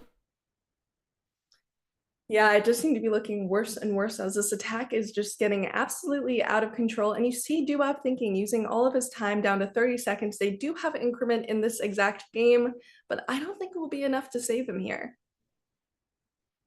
Yeah, what do you do? It's even hard to make a move here because you're about to get checkmated. Okay, black plays king d8 now. And which move do you make now? Queen f3 is trying to hold the position together, because if you take now on h2, king h1, and for now, white is surviving. So there must be a different move. I would like to vote for bishop c5 first. Which we see. Bishop c5, king moves to g2, take, and it looks like the mate is inevitable, which they both see right away because, you know. So that means Arjun Erigaisi is moving on and Dubov will be sent to the losers bracket.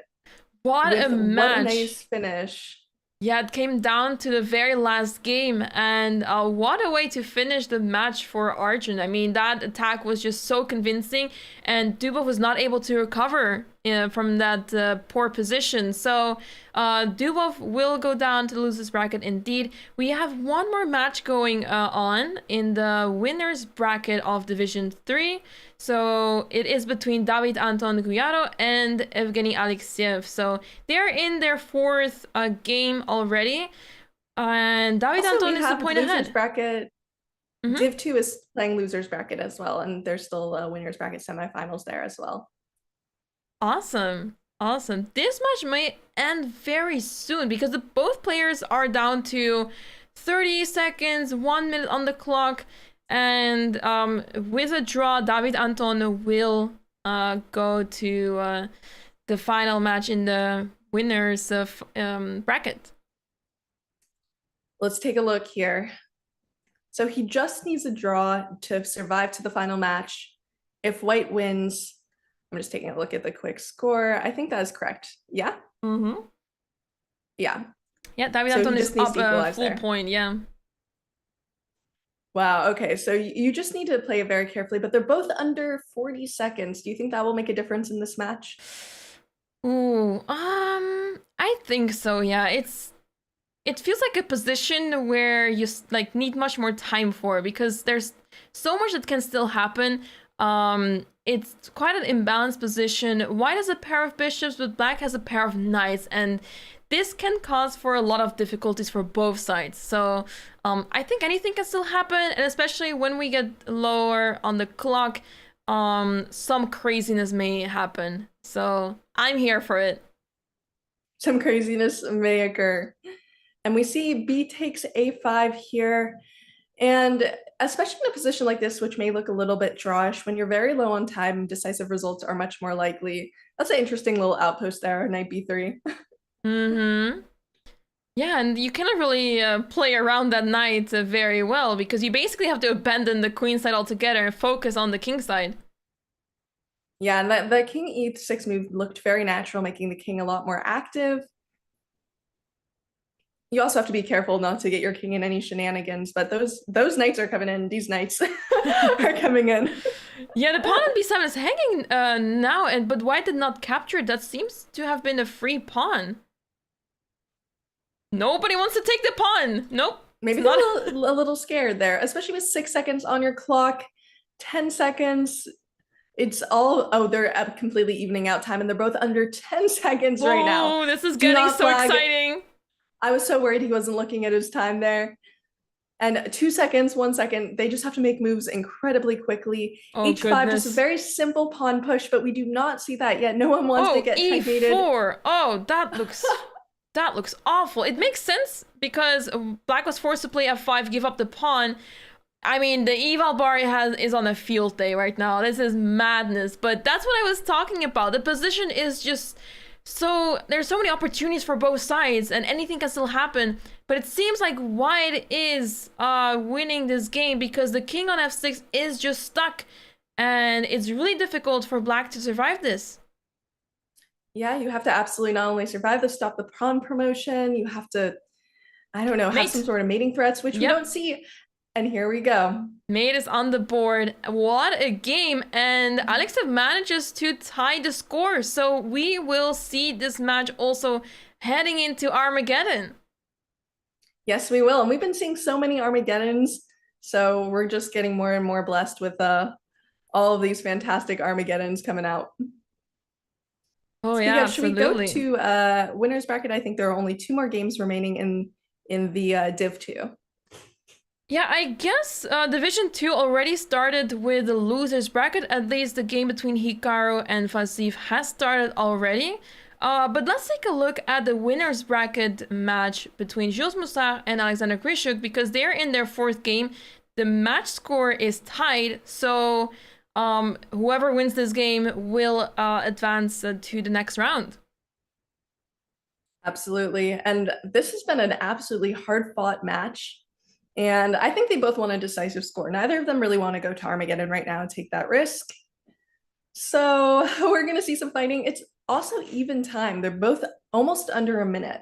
That's crazy. 1 minute for both. Bishop b7, which turns out to be a losing move, but apparently it was not. The position is not so simple to punish such a move. I mean, it's such a developing move. I guess maybe rook c5 was interesting to play to get that queen away. Rook d7, what do you play here with black? Let's take a look. Because it seems like black is losing that bishop, so it's fair to play rook d7. The computer thinks otherwise. Oh, rook b8. Threatening the queen, takes, and you get yourself a trade. And now you have a rook endgame. Now you have a rook endgame, but it looks like white's rooks are slightly more active, which is nice.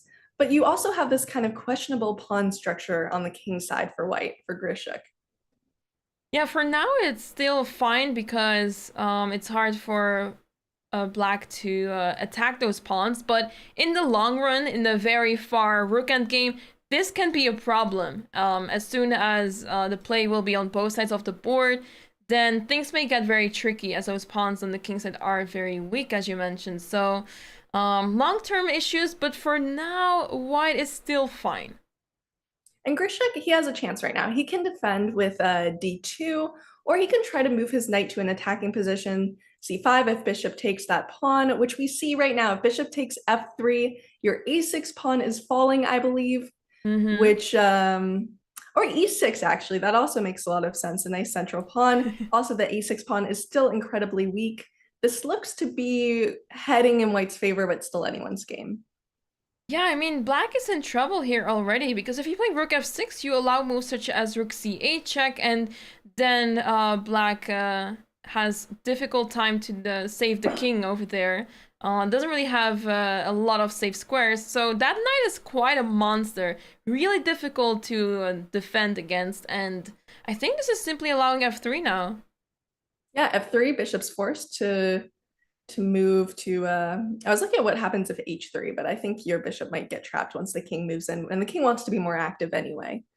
I wanted to take the pawn on f5, but apparently king f2 was the best move in the position. That pawn on f5 is not going anywhere and can now be captured as well.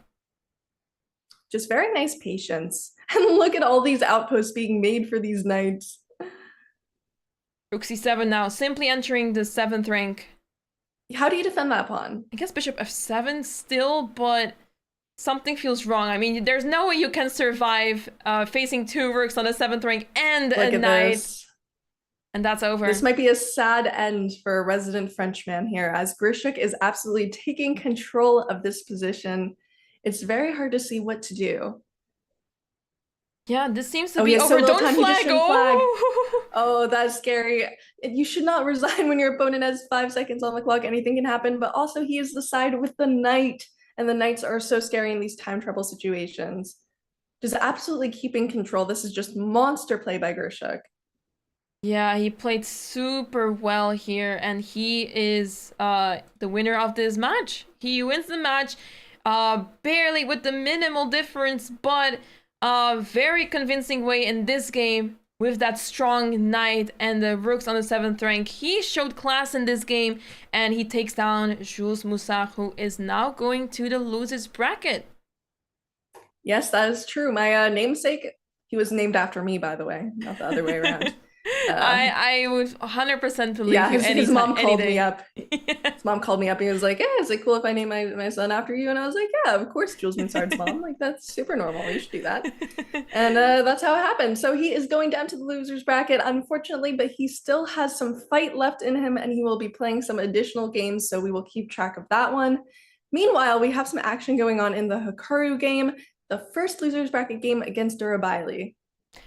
Yeah, and I'm tuning in this game, but just to quickly update the audience, the match between Vladimir Fedoseev and Vidit in the winners bracket has ended in a 2-2 tie. So that match is heading to an Armageddon. So we are not sure yet who Alexander Grischuk will be facing in the winners final tomorrow. So we're waiting for that game to start just yet. But the losers bracket of Division 2 has started now, and Hikaru's game is already going on for some time, but he seems to be doing a great job in the first game. Absolutely. And someone asked, how have you ascribed a 2664 rating to Grischuk? These are all rapid ratings, I believe, because this is a rapid game that is being played. Right. So you can't always, the classical ratings are going to look a little bit different. And a lot of these players don't play a lot of rapid tournaments, some do. So it's hard just to ascribe it based on rating alone.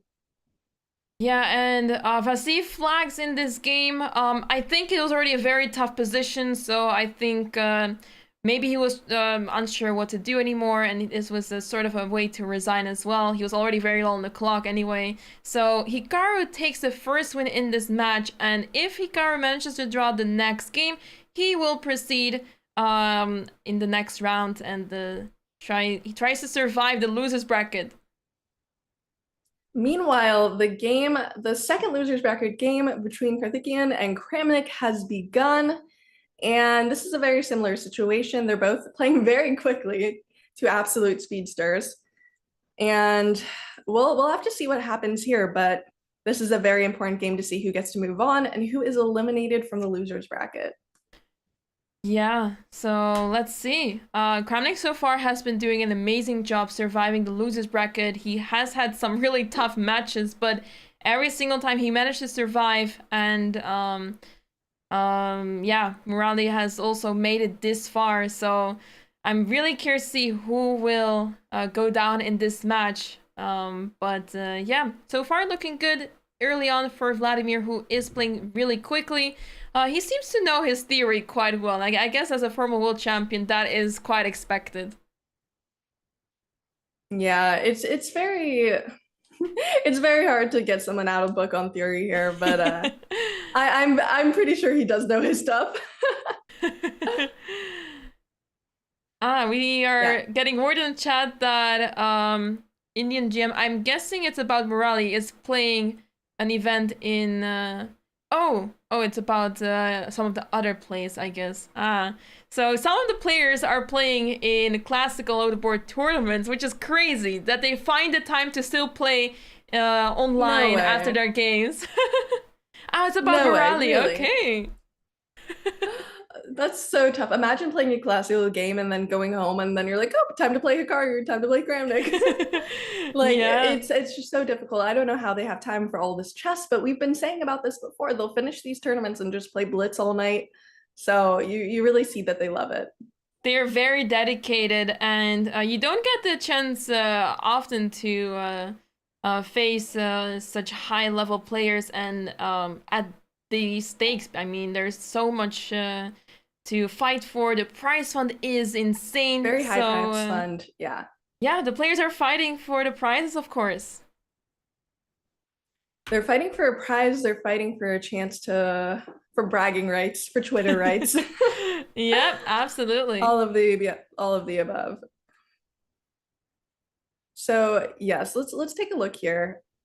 I'm very excited for this game to get out of theory, but that's what you get when you play some of these openings, especially if you think you know theory better than your opponent. It makes a lot of sense to go into these heavy theory openings, which is always very, very interesting. We also have a final game in the winners bracket semifinals with Vidit against Fedoseev.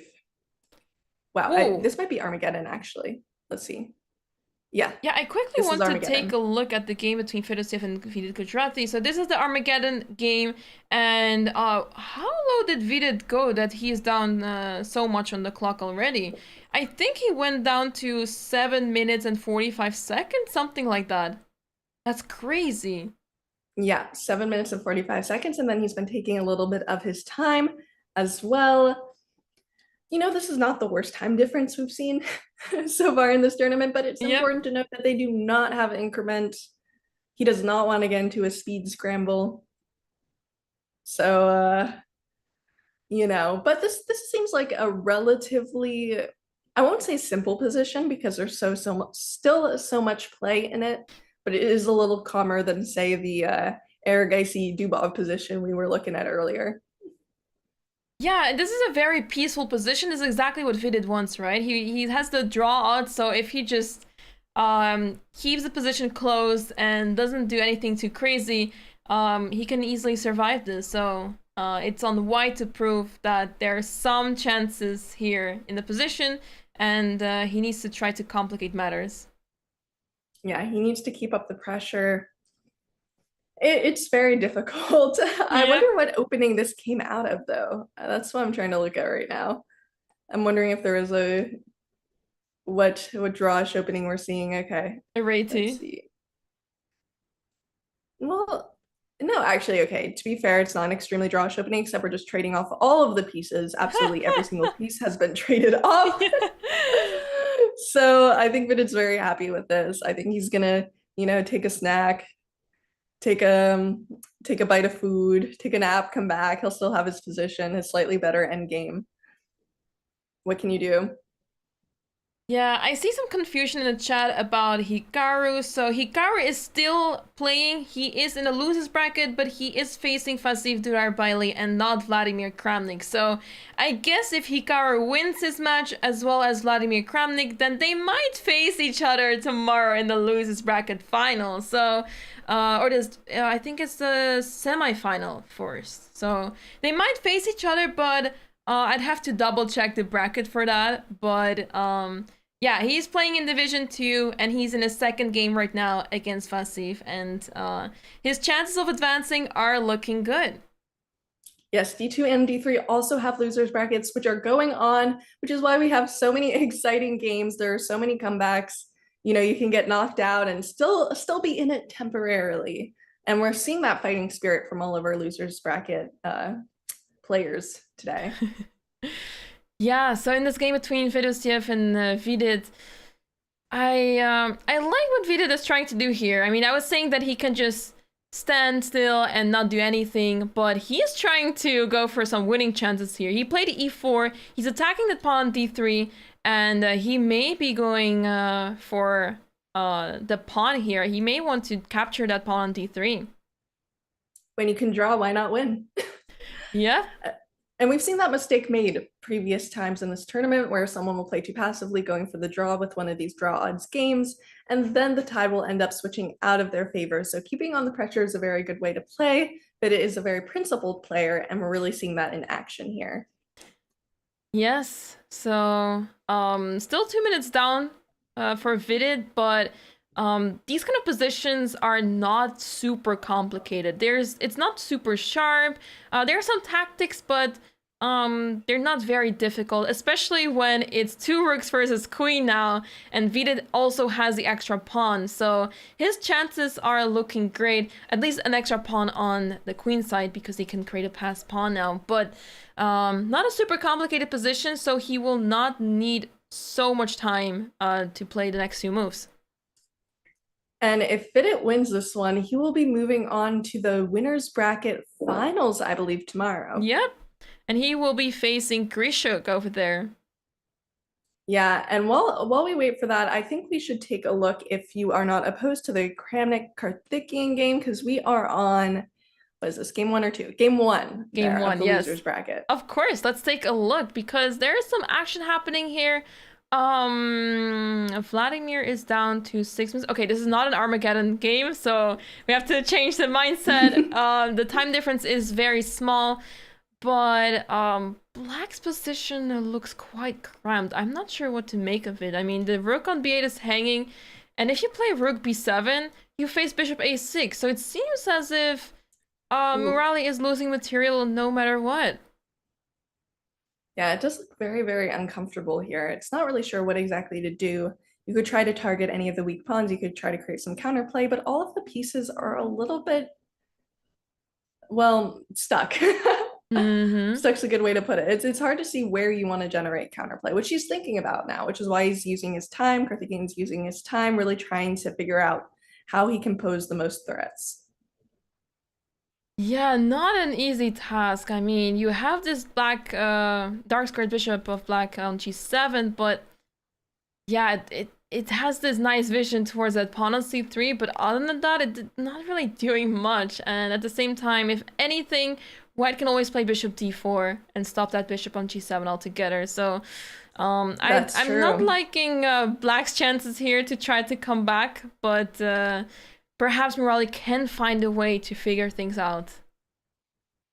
Yeah, we'll have to take a look at that and see what he is able to do. In the meantime, we have the final game also between Hikaru and Durabili. Hikaru won the first game, meaning he only needs a draw to complete his victory match here.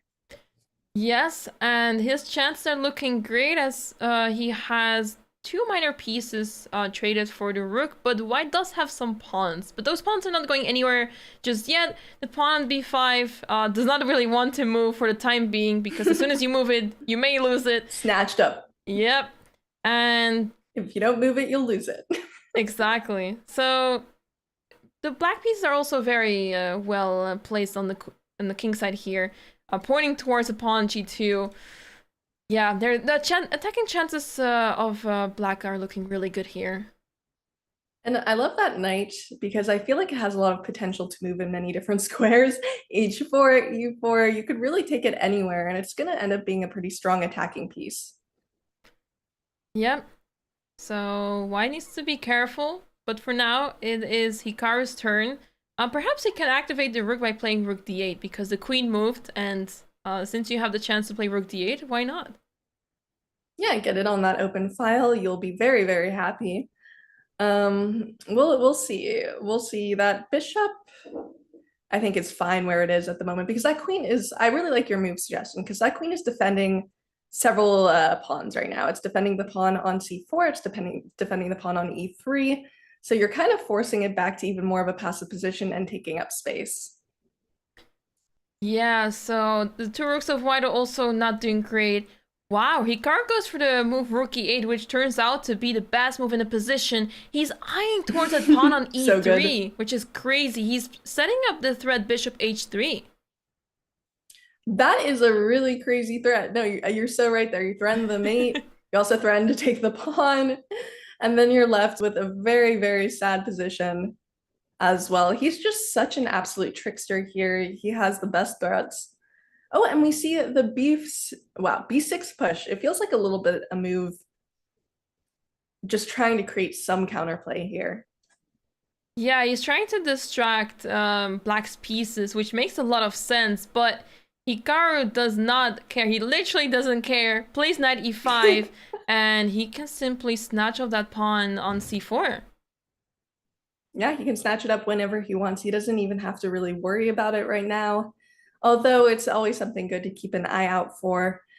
Let's see. You don't want to keep super pinned. That's an interesting move. Knight c4. So you're threatening right now e3. You are keeping an eye on that b6 pawn.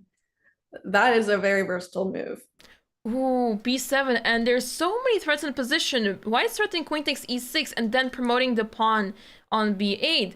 And if you take on e3 now, let's say queen takes e3, you trade off the queens, but then you may face some tactical issues. Let me make the moves on the board, because after knight takes e3, you have rook fe1. You may think, oh, there's a fork happening here, I'm going to win. But there's rook takes e6, and you're attacking the rook. If the rook captures back, white promotes. So this is a lost position for black, so you cannot play this that easily. Wow, yeah, that's a very, very interesting line. Thank you for sharing that. And you do have to be a little bit careful of this pass pawn. You have to be a little careful of your entire position, which is why he's taking his time to think. He's now a minute down on the clock. He does have an increment here. If this goes to Armageddon, he will not have increment, but he is free to take the time he needs as long as it doesn't tick down too far. I think he'll still be fine. In the meantime, Vidit officially drew his game against, let me take a look, Fedoseev. And that means since it was Armageddon, Vidit moves forward in the winner's bracket. He won his match against Fedoseev. I believe in the final position, he maybe was even winning, but he needed a draw, yeah. and that was enough. for him to advance. So Fedoseev goes down to the losers bracket, but Vidit will be facing Grischuk in the final. That will be such a fun showdown, Vidit versus Grischuk. So keep that on your calendars, folks. I would want to see that. It'll be a lot of fun seeing that match. Also, the losers bracket heating up. It seems like we've gotten very lucky with some of these pairings. Oh, absolutely. This division is stacked. Division 2, it has some big names here, and we as an audience watching the games, we are getting spoiled. We absolutely are getting spoiled here, especially commentating the games. It's very fun to be able to. Oop, I spilled. Oh no! It's very fun to be able to look at these games and just see some of our favorite players, see how they do against some of our other favorite players. I think we've had fun pairings such as Arjun versus Dubov, kind of a legendary pairing. I don't know, it's very exciting. And speaking of good pairings, we have Morali versus Kramnik, and Kramnik seems to be having a little bit of an advantage now in the first game of the losers bracket. So that is something interesting to take a look at.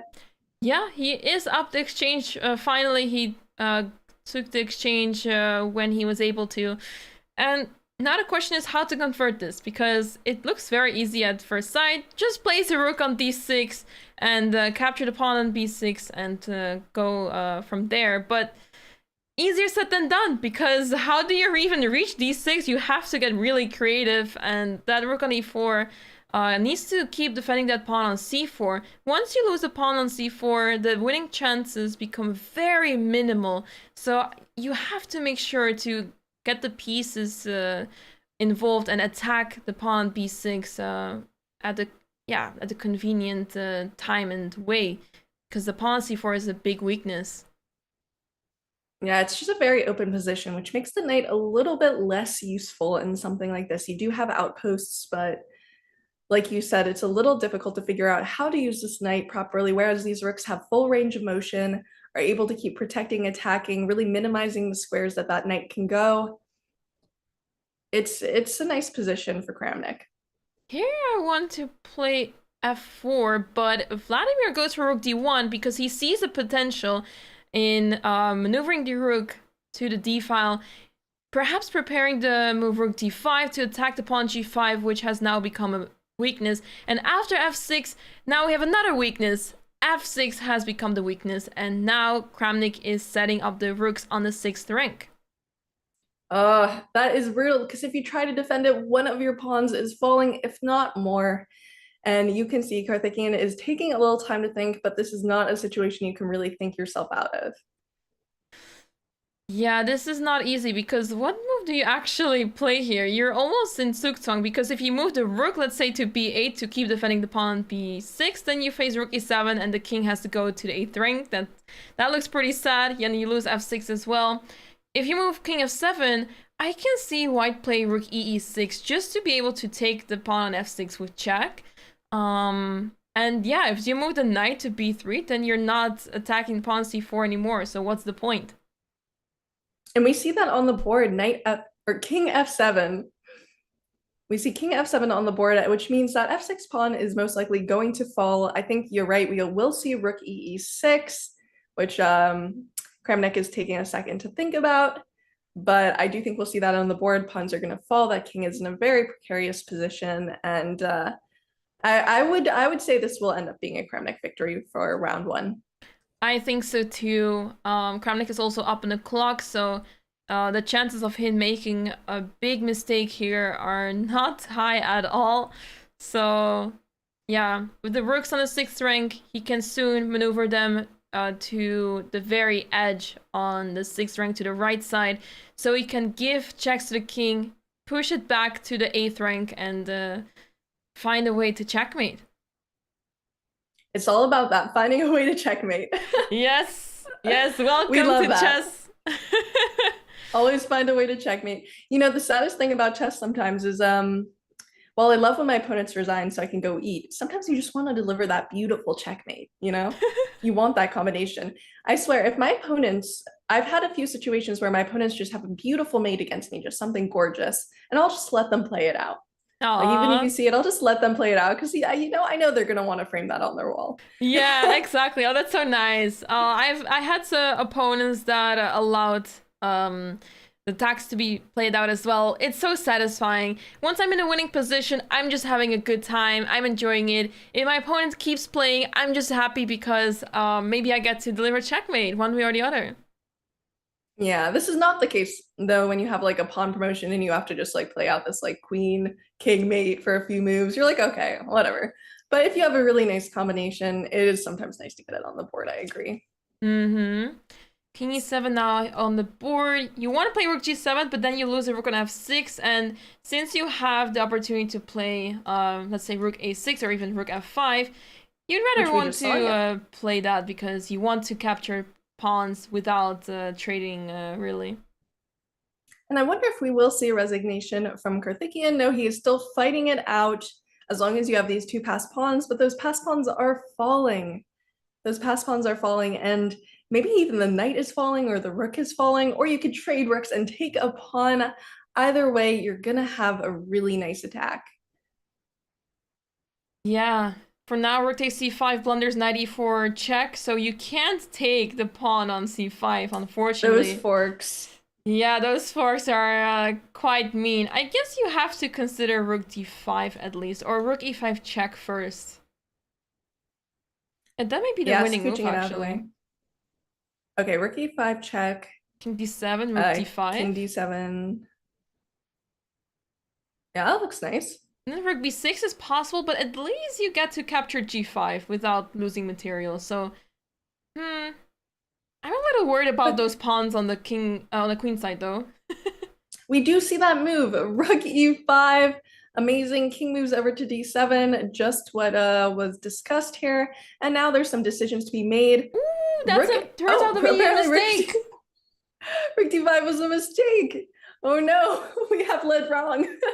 Oh no, we may have jinxed this. Was rook g7. We may have. Oh wow. But it will still be hard to play out that draw with 10 seconds to 40 seconds. Although the time has even, this would be much easier for Kramnik if he still had his 2 minutes on the clock that he did a little earlier. You just have to be careful of these pawns. How exactly do you follow this up?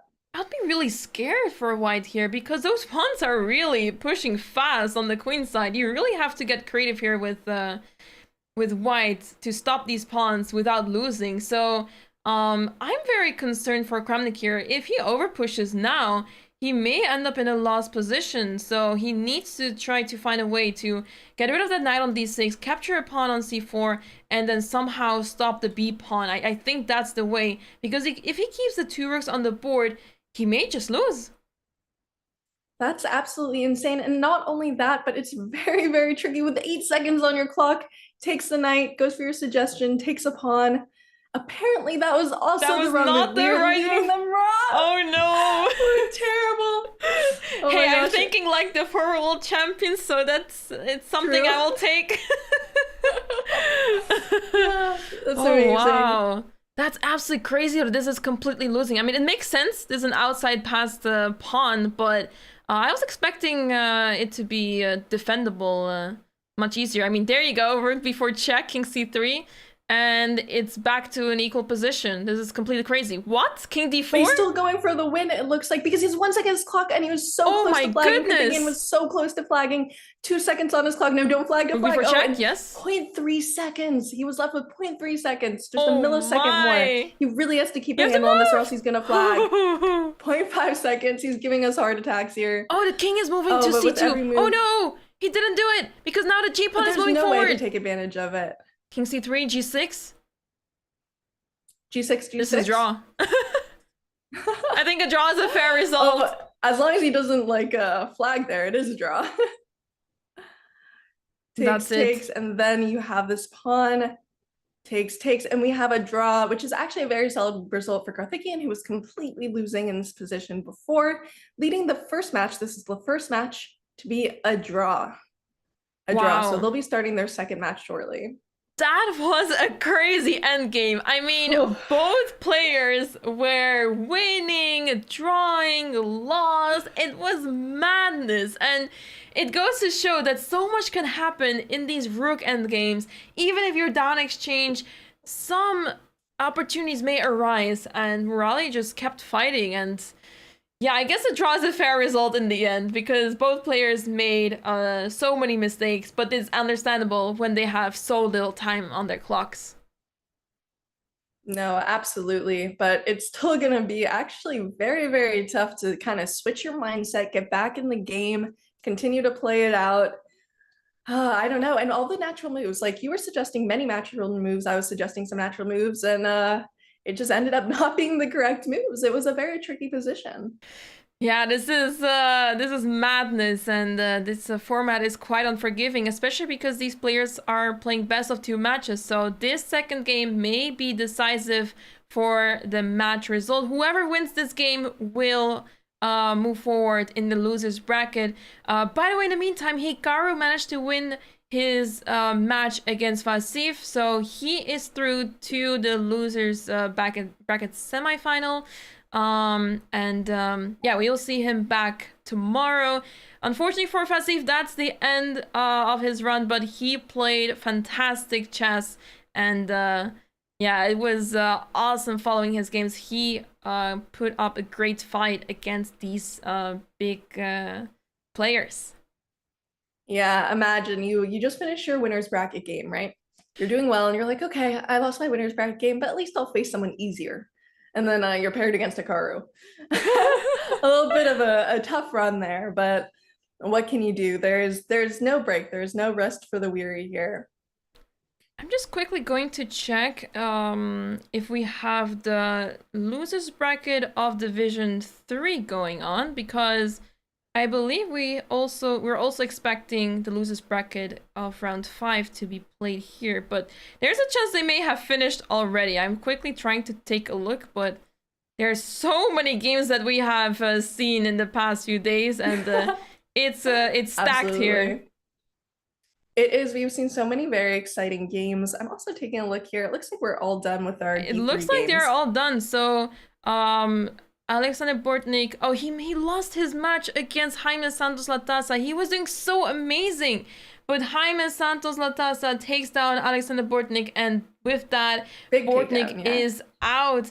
And Jaime Santos Latasa, we will see him back tomorrow in the losers bracket, as well as Chan Sargsyan, who took down Yavogir Sindarov. So these are the results in Division 3, which means that we only have one more game here going on between Vladimir Kramnik and Kartik-Jan Murali. That's it. Absolutely. And since the last game ended in a draw and this is the losers bracket, it means that this game, if there is a decisive result, it will call whoever wins the champion. But if they draw, they will be going to Armageddon. So very, very important game here. Yeah, and so far, I really like Vladimir Kramnik's position. He activates his pieces. At least the bishop on c6 and the queen on b7 are placed pretty actively, pointing towards that bishop on g2. And in the meantime, white's pieces are not the greatest. I mean, this bishop on e5 is great, but it's not really doing much without support of the other pieces. So white needs to start finding some harmony in the position, getting the pieces to work together, because currently they're not really doing much. Yeah, but it almost seems like Karthikeyan's the master of fighting himself out of very bad positions because of what we saw last game. So it's never too late for this grandmaster here. I don't know, it's gonna be hard to find some sort of counterplay. These pieces seem sort of out of harmony. I'm trying to figure out what would be the best way to go about it. Chat, what would you do if you are Karthikeyan? How would you try to make any progress or create some form of counterplay? One way is to play fast and put pressure on the clock. Just make healthy moves, don't blunder. That should be a working strategy at least. But you can also just try to stack the rooks on e-file. I really like to see that, but Morale does not go for that. Plays rook a1 and is trying to maneuver the knight, I think, to e3 perhaps. Maybe he's looking to play g4 actually, which is a crazy looking move, but I can see it work out with the knight moving to g3, and you can find a way to Yeah, make sure that the king on g1 is safe. Well, unfortunately, you cannot push g4 right now. You have to retreat your bishop. Maybe you saw that in advanced, kind of interesting move. But now that bishop is taking up that e3 square where that knight can no longer go. And we have a very, very sad looking knight. That knight is not a happy camper. That knight has not been picked for gym class. That knight is all alone. Oh no. Doing nothing. I mean, maybe you could try to reroute to h2, h3. I don't know. And like there's maybe even g5, but why? I want to see it. There. I want to see g5 played by black. Maybe it's unnecessary, but without these unnecessary moves, there's no fun, right? So we have to find ways to make fun, have fun in chess. But yeah, Vladimir put up this pawn structure on the king side. He knows that white wants to try to play g4, and he made sure to stop that altogether. Now g4 is out of the question completely. This knight is trying to maneuver around, head to f3, and yeah, he's perhaps going for that g5 square. It's a very long maneuver this knight is taking. It's a very long journey. It is a long journey. I hope he's packed his bags, his utensils and everything. Do people pack utensils? I don't know. Whatever people pack. I hope he's packed that because that knight is on a very long journey and none of the other pieces are particularly well placed either. It's difficult to see how you make any progress, but also black has to make some progress too, which isn't the easiest. Yeah, I guess you'd have to start thinking, do you want to move d4 at some point? Do you first want to stack rooks on the e-file? But for now, the players are maneuvering their pieces. This knight is heading to f5, so... yeah, looks really good for Kramnik. But indeed, not very clear what the next few moves are. No, not very clear at all. Anything can happen in this kind of position. So right now, let's see what the best move for Morali would be. But he's trying something. He's just trying to change the structure, which is very interesting with that pawn sack. I think that's just losing a pawn. Oh, he just takes... Yeah, it's just a pawn. That looks like just a free pawn. Although I have heard when you're in a completely losing and you hate your position and you hate your life and you don't want to do anything with your position or your life, you should always try to change the structure of your position. And he did do that. The structure is completely changed right now.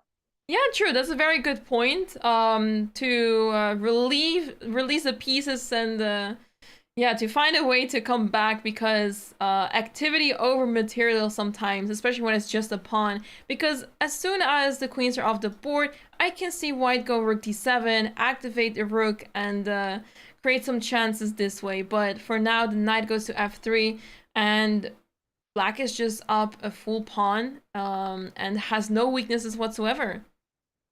Yeah, I like bishop f4, although it doesn't really do much. If we could maybe get the rook to d7 would be nice, but I don't know if there's time for such a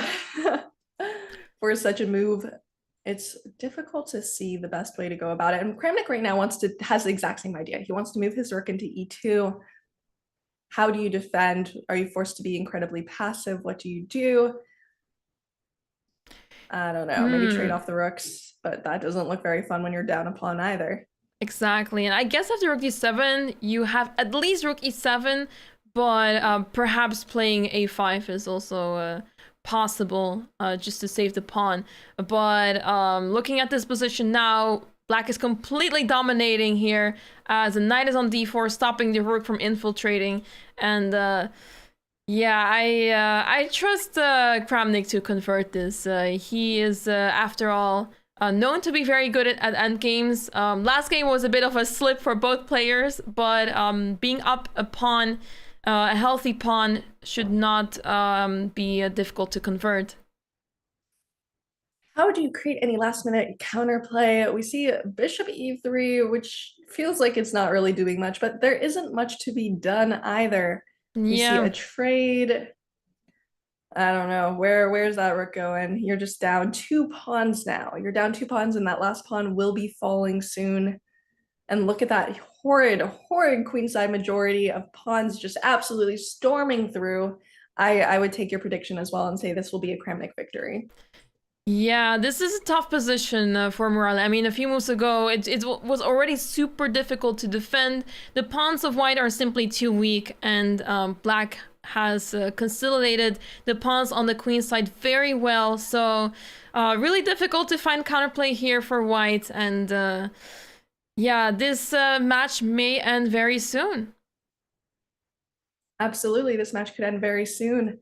I agree with this statement, and it honestly, it's just incredibly tough to defend something like this, and it's a psychological thing too. Like when you're trying to stay absolutely sharp in a position you know just is dead lost, sometimes your mind goes to sleep. I've had positions that are dead lost end games. My opponent made a blunder, which is a win for me, and I just don't see it because my mind is already in losing mode. So it's just very, very hard to keep your brain awake in these types of positions. Yeah, and you have to look out for the final trick still, because for now rook takes f6 doesn't work, but you have to keep an eye on these moves, that maybe there's a chance that if I move my king, let's say, which is exactly what Morale does, which happened. Rook takes f6 could be possible in order to play bishop c3 and win a piece. But very well spotted by Kramnik that that was a threat, and he plays bishop d4. He now pins the bishop on e3, and this is pretty much over. Yeah, that does not look to be a fun position. Yet another pawn will be falling. That pawn that takes back on e3 will be falling. And what are you going to do? How do you defend against everything? I guess the b pawn also will fall as well, which actually, it's interesting what you should decide to do here. Should you continue to protect your b pawn or go for the e3 pawn? What do you think? I guess one way to go with this is that you leave the pawn on e3. We don't need it whatsoever because it remains a weakness for the rest of the game. What we want is to try to, let's say we push the c pawn and we could trade it for the a pawn so that we have the two connected pawns on the queen side. And then those are much easier to push over there. So I would try to push the c pawn. Ideas, yeah. And it looks just exactly like that's what's happening. Yeah, just sacrifice the c-pawn, get the pawn on a4, and that should be easily winning. Yeah, that seems to be exactly what's happening. Although Kramnik is thinking for a second, he wants to make sure that he is making the right decision after that last endgame. Yeah. After that last endgame where it switched so quickly, he's definitely taking a think, which he can afford to do since there is increment in this game. And we see actually a very interesting c4 push. Yeah, but now the king is very close, so you can't easily sacrifice the pawn because the king will be able to capture it. But yeah, instead he just takes the pawn on a4 right away. He loses the pawn on b6, but he still has those two extra pawns. Gives a check on a3. If king d4, I can see him take the pawn on g3 and focus on the king side instead. Focus on the king side. You'll be so busy defending with that queen side that your pawns will be able to promote. It seems like a pretty easy conversion here. Yeah, it's only a matter of time. The players are taking it easy because they have a lot of time still left, and the players have 2 seconds increments, so they're not really in a rush. Even if they get down to 20 seconds, they'll be able to accumulate their time because of the increment in case it's necessary. Absolutely, and some last minute try to gain a pawn to have some sort of counterplay, some sort of a last hurrah. But what do you do? Look at these very quick pawns. You can try to take one, but the other will just be coming anyway. Even if you lost those 2 pawns, it would still be a draw, honestly. So he has a lot of opportunities here, but we're going to see some really nice technique, I think, which is beneficial always. Yeah, king moves forward, so that's a good start. Both rooks are sort of in zugzwang because as soon as the black rook moves, 1 pawn drops. As soon as the white rook moves, let's say the rook goes to c8, the rook can move to b3 and will be released from that pawn on a4, and then the pawn can go to a3 and conversion will be much easier. So yeah, what does white do here now? If the king moves back, then you can try to play moves such as g5 and slowly push forward. Actually, king e3 invites c2 check, so you can't just play moves like that so easily. But we do three. King e3, c2 check, king d2. You're catching the pawn in time, but at what cost? Your king has moved away, as you said, from that king side, and you will end up facing some issues there. Yeah, now just rook a2 and hold on to the pawn for the time being because the king will move up. Or just take the pawn g3. That's also fine. We're just pawn grabbing. Rook g2 now. Still holding on that pawn, onto that pawn on c2. Yeah. And the king is just infiltrating now. This is kind of interesting. You'll end up taking... You have to be careful, but it looks like you're going to end up taking... Well, actually, okay. Can your king go to f4 if you're Kramnik? I guess you can, yeah. Yeah. If e5, you just take with the king back. Just happy, yeah. So then you are infiltrating. There's nothing you can really do to stop it. Although if your king gets all the way to h4, maybe then e5 is an issue.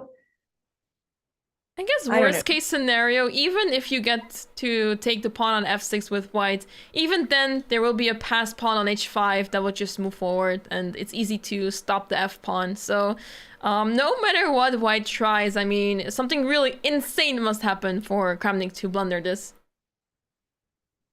I mean, we have commentators jinxed before. Yep, but we see it. The game is over. Kramnik wins the game and gets to live another day in the losers bracket, and he will move on. We will see him tomorrow again, but it is over for Morali, who played amazing an amazing event so far, but sadly went down against Vladimir Kramnik. Yes, unfortunately he will be sent home, and Vladimir Kramnik will continue in the losers bracket. A great victory. He's been playing very, very well, absolutely defending his status here. And we will see him tomorrow in the losers bracket, I believe, semifinals and finals, perhaps. Yeah, just finals, right? Was this the semifinals? Let's see. This was round. Let's see. This is round 3 for Division 2. So tomorrow we'll have the semifinals and the finals. So the winners' final will be tomorrow, and the losers' semifinal, and after that the losers' final. So tomorrow the action continues, everyone. This seems to be the end for today. A short day as all the games have finished already, but what an exciting day, and so many more matches tomorrow.